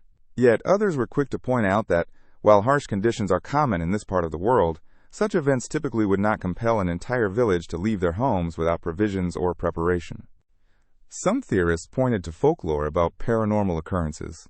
Legends of malevolent spirits lurking in the woods are prevalent in Inuit culture, and some believe that these otherworldly beings might have played a role in the disappearance. Tales of the Wendigo, a creature often associated with winter, famine, and despair in Algonquian mythology, brought an eerie angle to the narrative. Was there a connection between the legendary creatures of folklore and the vanishing of the Inuit? As years turned into decades, the disappearance at Anjikuni Lake, transformed from a frightening event into a well-known piece of Canadian folklore.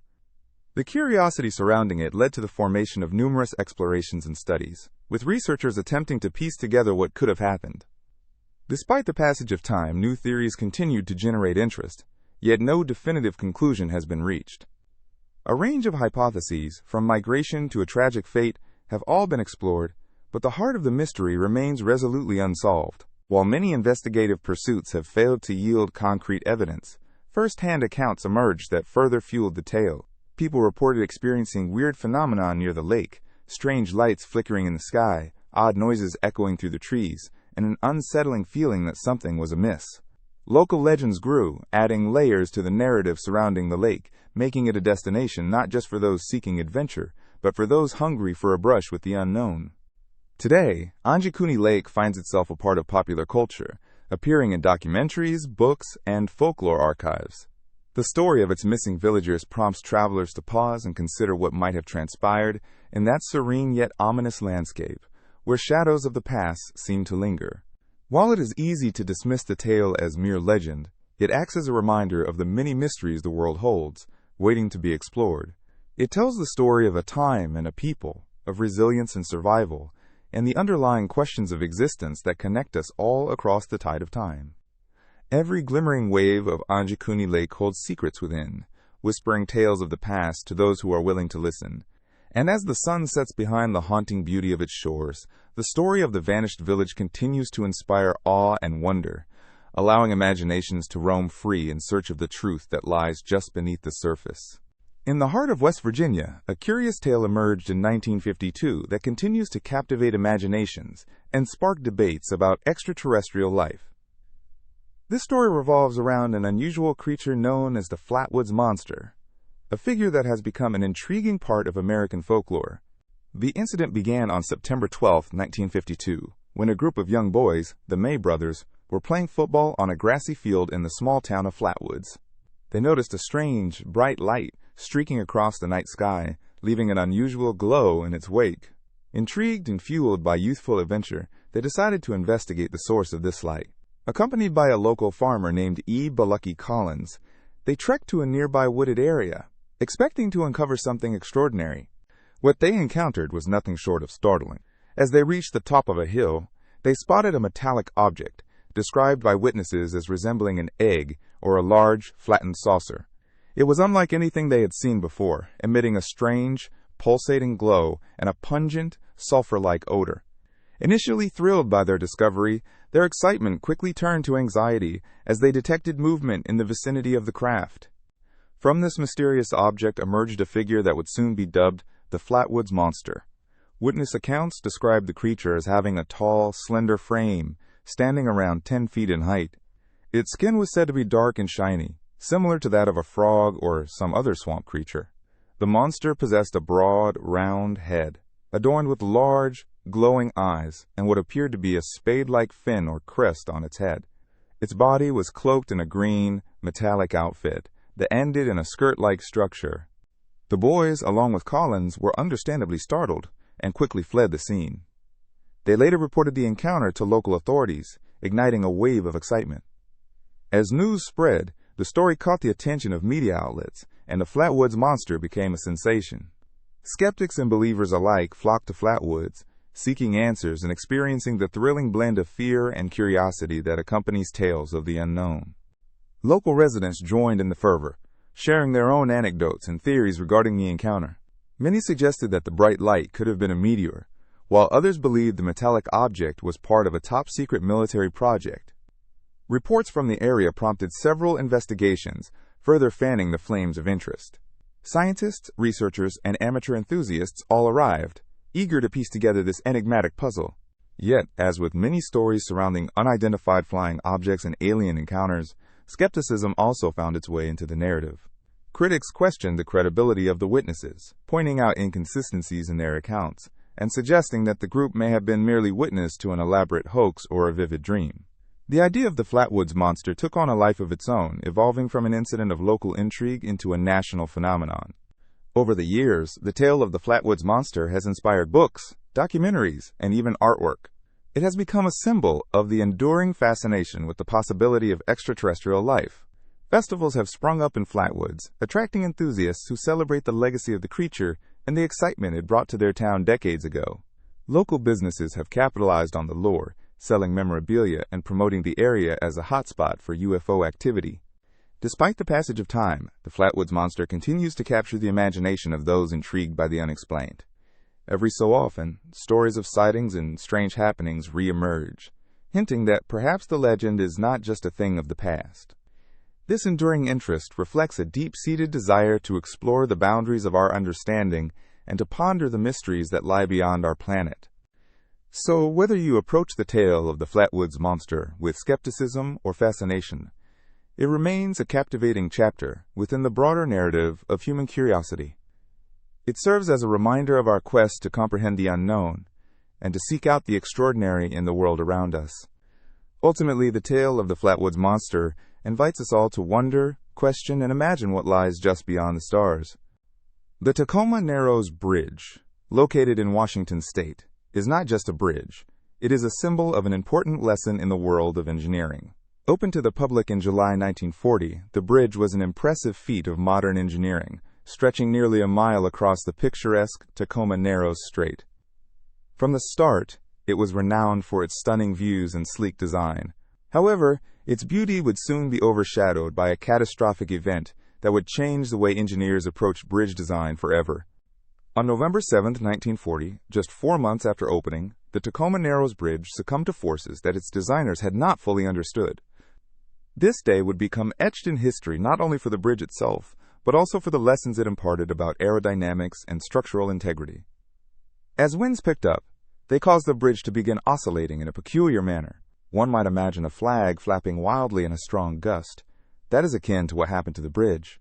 The structure began to twist and sway in a dramatic and terrifying display. This phenomenon is known as aeroelastic flutter. It occurs when aerodynamic forces interact with the natural frequencies of a structure, leading to progressively larger vibrations. In the case of the Tacoma Narrows Bridge, the 40-mile-per-hour winds created an unanticipated resonance that the engineers had not fully accounted for, resulting in a catastrophic failure. Observers watched in awe as the bridge appeared to dance violently in the wind, almost as if it were a living creature writhing under the pressure of nature. The event captured the attention of the world, and videos of the bridge's collapse were shared widely. In those final moments, parts of the bridge began to fail. The deck twisted, and the structure contorted, eventually leading to a complete collapse into the waters below. Fortunately, there were no fatalities, as on that day, the bridge had already been closed to traffic due to the high winds. But the lessons learned from this disaster would reverberate far beyond the shores of Puget Sound. Engineers and architects took this incident as a clarion call to rethink and rework their approaches to bridge design. The Tacoma Narrows incident highlighted the importance of understanding the interaction between structures and their environments. Prior to this, many bridge designers had overlooked the impact of aerodynamics on large structures. With the collapse of the Tacoma Narrows Bridge, engineers began to consider factors like wind tunnel testing and the incorporation of additional dampening systems to mitigate oscillations in their designs. New techniques emerged in the field of structural engineering. The integration of better materials and construction methodologies meant that modern suspension bridges could withstand the forces of nature more effectively. The lessons learned from the Tacoma Narrows Bridge have influenced international practices in bridge design, leading to safer and more resilient structures around the world. Today, when we gaze at the beautiful suspension bridges that dot our cities and landscapes, we can appreciate the intricacies of their designs and the robust engineering that upholds them. Many of these marvels bear the fingerprints of a new understanding of the mechanics involved, a direct outcome of the tragic events of November 7, 1940. As people cross bridges now, they often marvel at their elegance and engineering prowess, unaware that each curve and cable was once a point of contention, consideration, and study, triggered by the missteps that occurred at Tacoma Narrows. The bridge has since been rebuilt, a modernized version standing proudly at the same site, serving as a testament to resilience and progress in engineering. The Tacoma Narrows Bridge serves as an enduring reminder of the power of nature and the importance of learning from the past. What happened there was not just a failure of a bridge. It was a pivotal moment in engineering history that forced a reevaluation of long-held beliefs and assumptions. As we think about engineering today, it is important to remember that with each bridge we build, we not only create connections between places, but we also weave together the knowledge and experiences of those who came before us. The story of the Tacoma Narrows Bridge will continue to inform, inspire, and guide engineers for generations to come, teaching us all the value of vigilance and innovation in the face of nature's powerful forces. In the heart of ancient China, during the Han Dynasty, stories of grandeur and mystique echoed through the land. Among these tales stands the fascinating story of the Jade burial suit belonging to Liu Sheng, a prince of the Han Dynasty. Discovered in the 1960s within a tomb in the city of Mancheng, Hebei Province, this extraordinary artifact offers a glimpse into the burial practices and beliefs of a society steeped in tradition and reverence for the afterlife. The jade suit is not merely a simple garment, it is a masterpiece of craftsmanship and artistry. Made from thousands of jade pieces, meticulously shaped and pieced together, the suit weighs an astonishing amount, demonstrating not only the wealth of the prince, but also the deep spiritual significance jade held within Chinese culture. Jade, often regarded as a symbol of purity and virtue, was believed to protect the body in the afterlife, shielding it from decay and evil spirits. This connection to jade highlights the cultural importance placed on the afterlife, and the lengths to which families would go to ensure their loved ones were cared for in their journey beyond this world. The discovery of the jade suit sheds light on the elaborate burial practices of the Han Dynasty. Unlike the simple burial customs of earlier periods, Han nobles were interred with lavish displays of wealth and luxury. The tomb of Liu Sheng was adorned with various treasures, including gold, silver, and pottery, alongside the intricately crafted jade suit.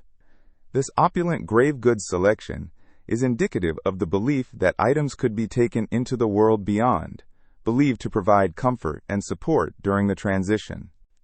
An interesting aspect of the jade burial suit is its design. It was composed of thousands of individual jade pieces, each corded together with silk threads, which created a protective covering over the deceased. The jade fragments were often cut into shapes resembling the celestial and earthly elements, symbolizing the connection between the two realms. The craftsmanship involved in creating such a suit wasn't merely about aesthetics. It represented a fusion of art and spirituality that defined the period. Further enriching the narrative of this jade suit are the stories of the people who were responsible for its creation. Craftsmen dedicated their lives to mastering the delicate art of jade carving, a skill passed down through generations. These artisans imbued their creations with the beliefs and hopes of their society, pouring their expertise into each piece. As one gazes upon the suit, it is easy to envision the skilled hands that shaped it, driven by a desire for perfection and an understanding of the significance behind their work. Liu Sheng's jade suit also offers an intriguing glimpse into the social hierarchy of ancient China. It was not common for just anyone to be buried in such a luxurious manner. It was reserved for royalty and noble families. This opulence signifies the status of Liu Sheng and the power dynamics of his era. Such practices reflect a period in history where lineage, power, and divine favor were deeply intertwined, and the treatment of one's remains was a matter of great importance.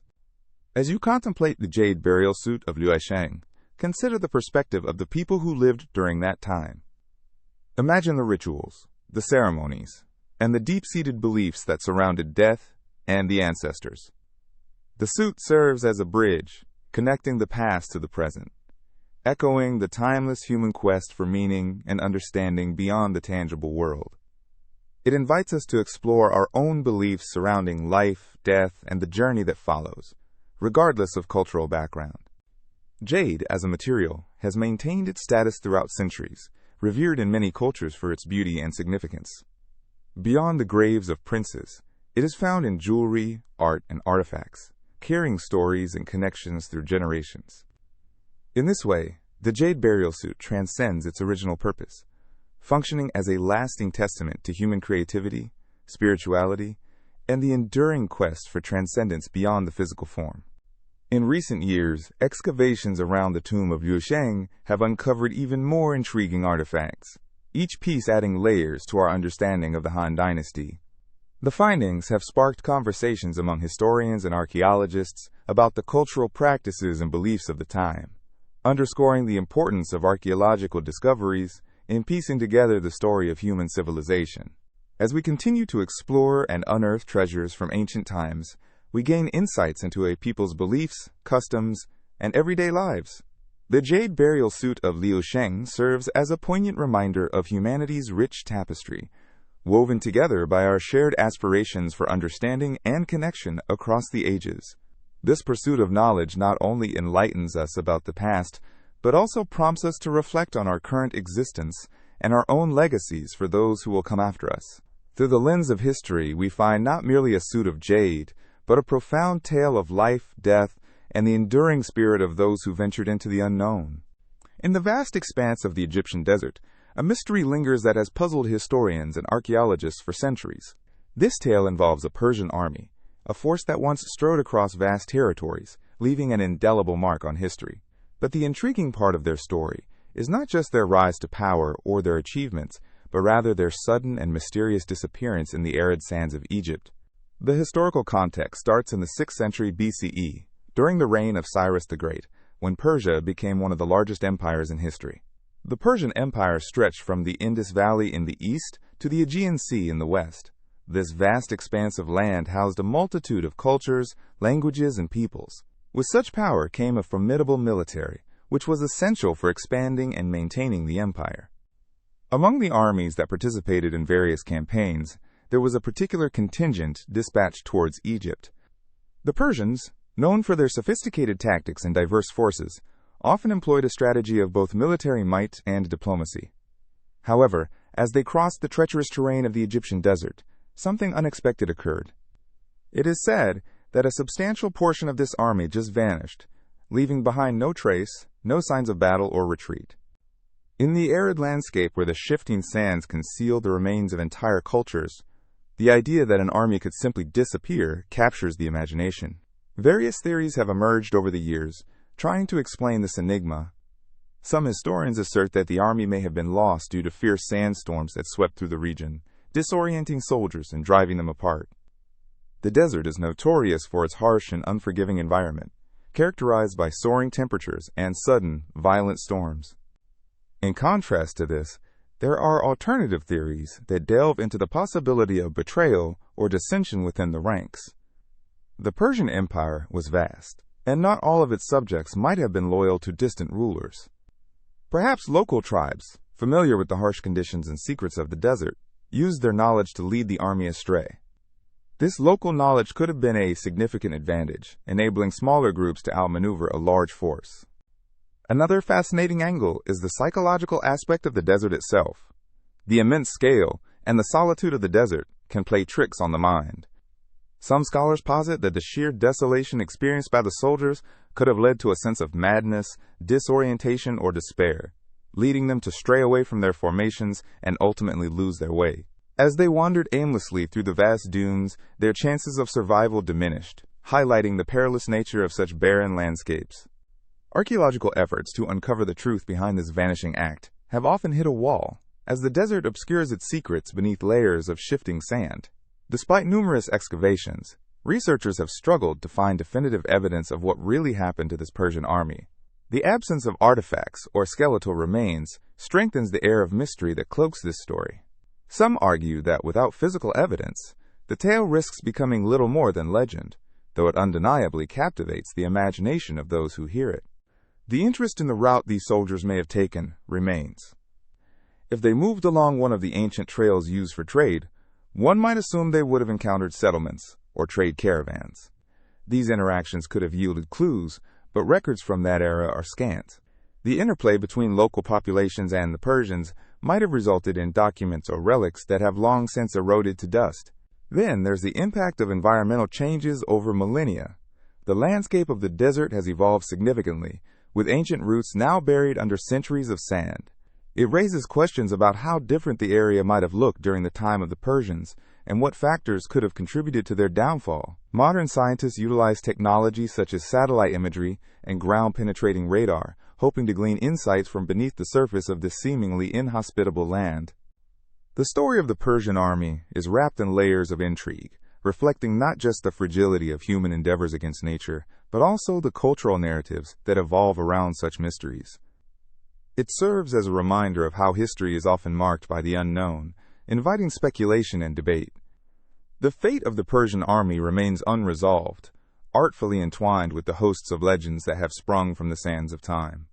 As studies continue and perspectives shift, the legacy of this disappearing army pushes onward, sparking interest in the tales of an ancient world where vast empires and formidable armies battled for dominance. What lessons can be drawn from this tale? Perhaps it is the notion that unforeseen forces can alter even the most powerful of plans. The mystery of the Persian army stands testament to the complexities of history, reminding us that with each grain of sand lies an untold story, waiting to be revealed. In the annals of military history, few mysteries have captivated the imagination quite like the Ronaldo Solitaire cipher. This enigmatic coded message was discovered in the pocket of a soldier during World War II, and despite the passage of decades, it remains an unsolved puzzle that continues to perplex cryptanalysts and enthusiasts alike. The story begins in the chaos of the Second World War, a time when the world was engulfed in conflict and espionage was rampant. Soldiers on all sides were trained in various methods of communication, some of which involved the use of complex ciphers to protect sensitive information. Among these was the Solitaire cipher, an intriguing method combining a card game with cryptographic principles. The cipher's creator remains anonymous, but it is believed that it was developed as a simple yet effective means of encoding messages. The process involves using a standard deck of playing cards, which serves as the key to the encryption. The idea is straightforward. Through a series of shuffles and manipulations, a soldier could produce a sequence of characters that could only be decoded by someone who understood the method. However, the simple mechanics hide a multitude of complexities. The discovery of the Ronaldo Solitaire cipher took place in a setting rife with uncertainty. The soldier carrying the message, whose identity remains unknown, may have stumbled upon it during a routine patrol, or perhaps it was something he encountered while on leave. The exact circumstances of how it found its way into his pocket are lost to history. What is known, however, is that the message was deemed significant enough to warrant further investigation by military cryptanalysts. As the deciphering process began, experts quickly realized that they were faced with a formidable challenge. The message itself was composed of seemingly random letters, numbers, and symbols, strewn together in a manner that did not follow any recognizable pattern. It was as if someone had taken a jumble of words, shuffled them like cards, and set them back down on a table for someone to decode. Cryptanalysts, armed with their skills and experience, attempted to break the code using various techniques. Some focused on frequency analysis, examining the individual letters and looking for patterns that might suggest common words or phrases.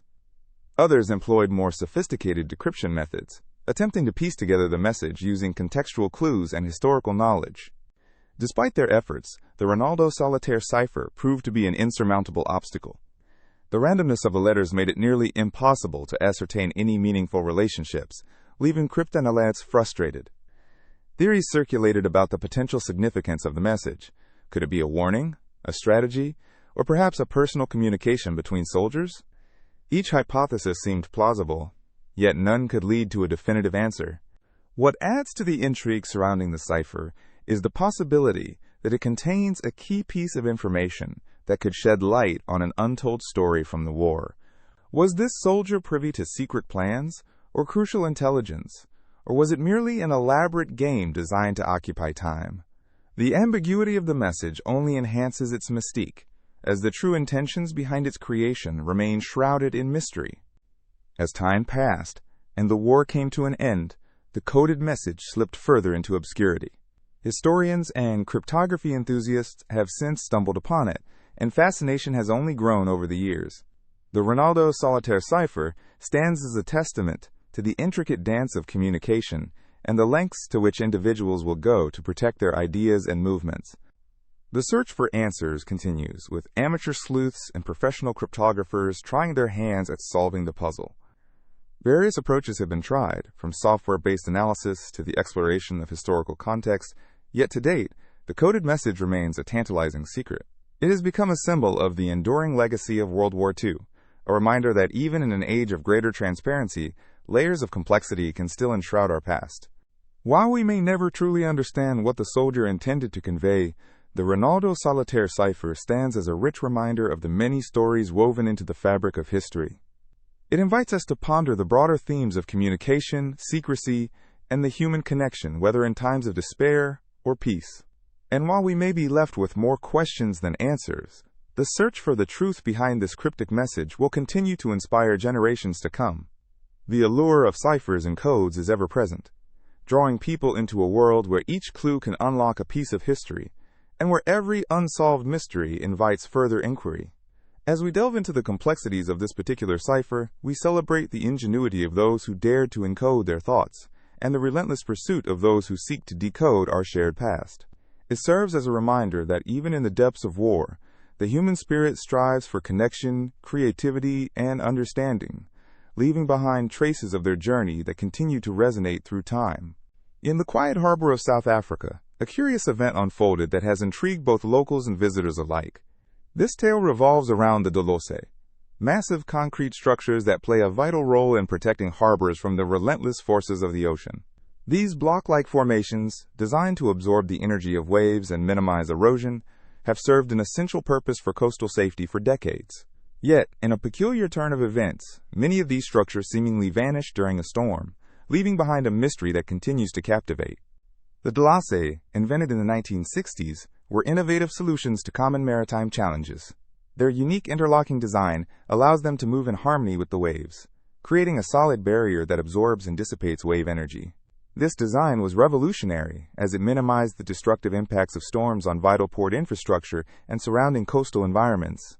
Over time, they became a common sight in harbors across South Africa and beyond. During one particularly powerful storm that caught the attention of meteorologists and coastal engineers, many observers noticed something strange. While the storm howled and lashed against the coastline, the Dolosse that were meticulously placed to shield the harbor began to disappear. Reports flooded in from fishermen, sailors, and local residents who couldn't comprehend how these enormous structures seemed to vanish without a trace. With the harbors left exposed, questions began to arise about what could have caused such an event.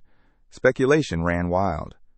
Some suggested that the violent waves simply uprooted these heavy structures, sending them tumbling into the depths of the sea. Others believed the forces at play were something more mysterious. Could it be an unseen force of nature, a phenomenon that challenged the very principles of engineering?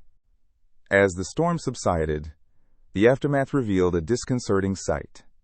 The harbors were partially unprotected, leading to concerns about future storms and their impact on the infrastructure. With the disappearance of the Dolosse, authorities rushed to investigate. Engineers, marine scientists, and the curious public gathered to assess the situation, combing the shoreline for any sign of the missing giants. Interviews with local fishermen painted a vivid picture. Many claimed to have witnessed the Dolosse being tossed about like mere toys in the turbulent waters. Fishermen who sailed close to the harbor shared tales of sudden surges that sent waves crashing high into the air, obliterating anything that stood in their path. The locals spoke with a mix of awe and fear about the sheer power of nature and how quickly things could change. As teams of engineers took to the water and shorelines, they employed sonar scanning technology, hoping to locate the missing Dolosse. Their efforts revealed fascinating insights into the ocean's behavior during storms. Layers of sediment were disturbed, and some of the concrete structures were found deeper underwater than expected. The turbulence of the storm had evidently reshaped the seabed, displacing the Dolosse far beyond their original positions. As the investigation continued, theories emerged about the physics of wave dynamics. The unique shape of Dolosse allows them to interact with waves in specific ways, creating an almost symbiotic relationship with the ocean. This led experts to ponder whether the Dolosse were not simply washed away, but had been maneuvered by the very waves they were built to withstand. The ocean, it seemed, was capable of crafting its own narrative, and in the chaos of the storm, it had chosen to dance with the concrete giants. Days turned into weeks, and while some Dolosse were recovered, others remained lost in the depths, prompting discussions about improving future designs and installation methods. The disappearing act of the Dolosse became part of local lore, a story shared among generations that served as a reminder of nature's might and unpredictability. The phenomenon of the Dolosse disappearance has sparked a greater curiosity about the interplay between human engineering and natural forces. Engineers and oceanographers continued to study this event, hoping to unravel the mysteries that the ocean holds. With advanced technology now at their disposal, scientists can analyze ocean waves, currents, and their impact on coastal structures with greater precision. Measuring how storm surges interact with human-made structures enhances safety and ensures that coastal communities can thrive while coexisting with the dynamic ocean. The Dolosse, in their absence, have served as powerful reminders of the fragile relationship between humans and nature. As tales of the lost Dolosse spread beyond South Africa, they also became a topic of discussion in academic circles, where experts debated the potential implications for similar structures worldwide. The mystery continues to be a focal point of research and exploration, ensuring that the story of these concrete protectors evolves alongside our understanding of the ocean's behavior. Mysterious phenomena can inspire awe and a deep respect for the power of nature. In this case, the Dolosse not only safeguarded a harbor, but also ignited curiosity that fuels scientific inquiry and engineering innovation. From the depths of the ocean to the hearts of the community, the legacy of the Dolosse lives on, a testament to the resilience of both nature and human ingenuity. The hollow earth theory is a fascinating hypothesis that has captured the imagination of many throughout history. This idea suggests that rather than being a solid sphere, our planet is either entirely hollow or contains significant interior spaces. This concept has roots in various ancient myths and was later revived by explorers and scientists intrigued by the mysteries of the planet. Imagine, for a moment, that beneath your feet lies an expansive world, full of strange landscapes, unknown creatures, and perhaps even civilizations that have thrived unseen. This notion has perked the interest of many, particularly in the realms of science fiction and adventure literature. Some proponents of this theory claim that the Earth could harbor vast subterranean spaces, heated by their own internal sources, resulting in unique ecosystems beneath the surface. One of the oldest mentions of a hollow Earth can be traced back to ancient civilizations. In Norse mythology, for example, there are references to an underground world known as Svartalfheimr, inhabited by dark elves. Similarly, the ancient Greeks imagined a realm below the surface called Hades, where spirits resided. These myths reflect a deep-seated curiosity about what might lie beneath the crust of our planet. In the 17th century, a scientist named Edmund Halley proposed a modern version of the hollow Earth theory. He speculated that Earth was made up of concentric spheres, each with its own atmosphere and possibly life forms. Halley even suggested that the inner layers could support their own suns, creating distinct environments within the Earth. His ideas, though controversial, stimulated discussions that would echo through the centuries. Fast forward to the 19th century, and the thought of a hollow Earth took on a different life with the writings of John Cleves Symmes Jr. He argued passionately that there were openings at the poles leading to these inner worlds. Symmes gained a following, prompting several expeditions aimed at discovering these entrances. While none were successful, the allure of the theory persisted, striking a chord with the adventurous spirit of exploration that characterized that era. The 20th century witnessed a resurgence of interest in the hollow Earth theory, particularly with the emergence of science fiction. Writers like Jules Verne and Edgar Rice Burroughs captivated readers with stories about voyages to the center of the Earth, where they encountered prehistoric creatures and fantastical societies. Their works brought the idea of a hollow world into mainstream culture, inspiring generations to ponder the possibilities of what lay beneath. One of the intriguing aspects of the hollow Earth theory is its impact on contemporary culture. Many conspiracy theorists and enthusiasts still advocate for the existence of such inner realms. They often weave elaborate narratives around government cover-ups and secret explorations that allegedly reveal the hidden truth about our planet's internal structure. These theories are enriched with accounts of encounters with strange beings, advanced technologies, and ancient civilizations that supposedly flourish unnoticed beneath the Earth's crust. Geologically speaking, the evidence against the hollow Earth theory is substantial. Seismology, for example, uses seismic waves to study the interior structure of the Earth. The data collected from various seismic activities support the model of a solid and layered Earth, consisting of a crust, mantle, outer core, and inner core. While this scientific perspective may seem to dismiss the appealing notion of a vast hollow space, it does not dampen the human imagination driven by the allure of mysteries yet to be unraveled. Interestingly, the idea of life forms evolving in harsh, isolated environments is not entirely unfounded. Scientists have discovered unique ecosystems, living in extreme subterranean conditions, such as caves and deep-sea environments. These life forms, like the blind cave fish or extremophiles found in volcanic vents, show that life is adaptable and resilient, capable of flourishing in places previously thought inhospitable. This lends a sense of possibility that resonates with enough imaginative thinking, bringing back questions of what else might exist that we have yet to comprehend. In literature and popular media, the Hollow Earth theory continues to fuel creativity. Movies, video games, and novels often flirt with the concept, creating intricate worlds brimming with adventure and excitement. This is perhaps why the idea endures despite scientific dismissal, because it touches on fundamental human traits: curiosity, adventure, and the longing to explore the unknown. So while the Hollow Earth theory may not hold up under scientific scrutiny, its impact on culture, literature, and the human imagination is undeniable. It serves as a reminder of our inherent desire to seek the extraordinary, to ponder the uncharted territories of the world, whether they are above us or below. The cavernous depths of our minds continue to explore these fantastical ideas, knitting together creativity and speculation in delightful ways, as we ponder what mysteries still lie just beneath the surface, waiting to be discovered.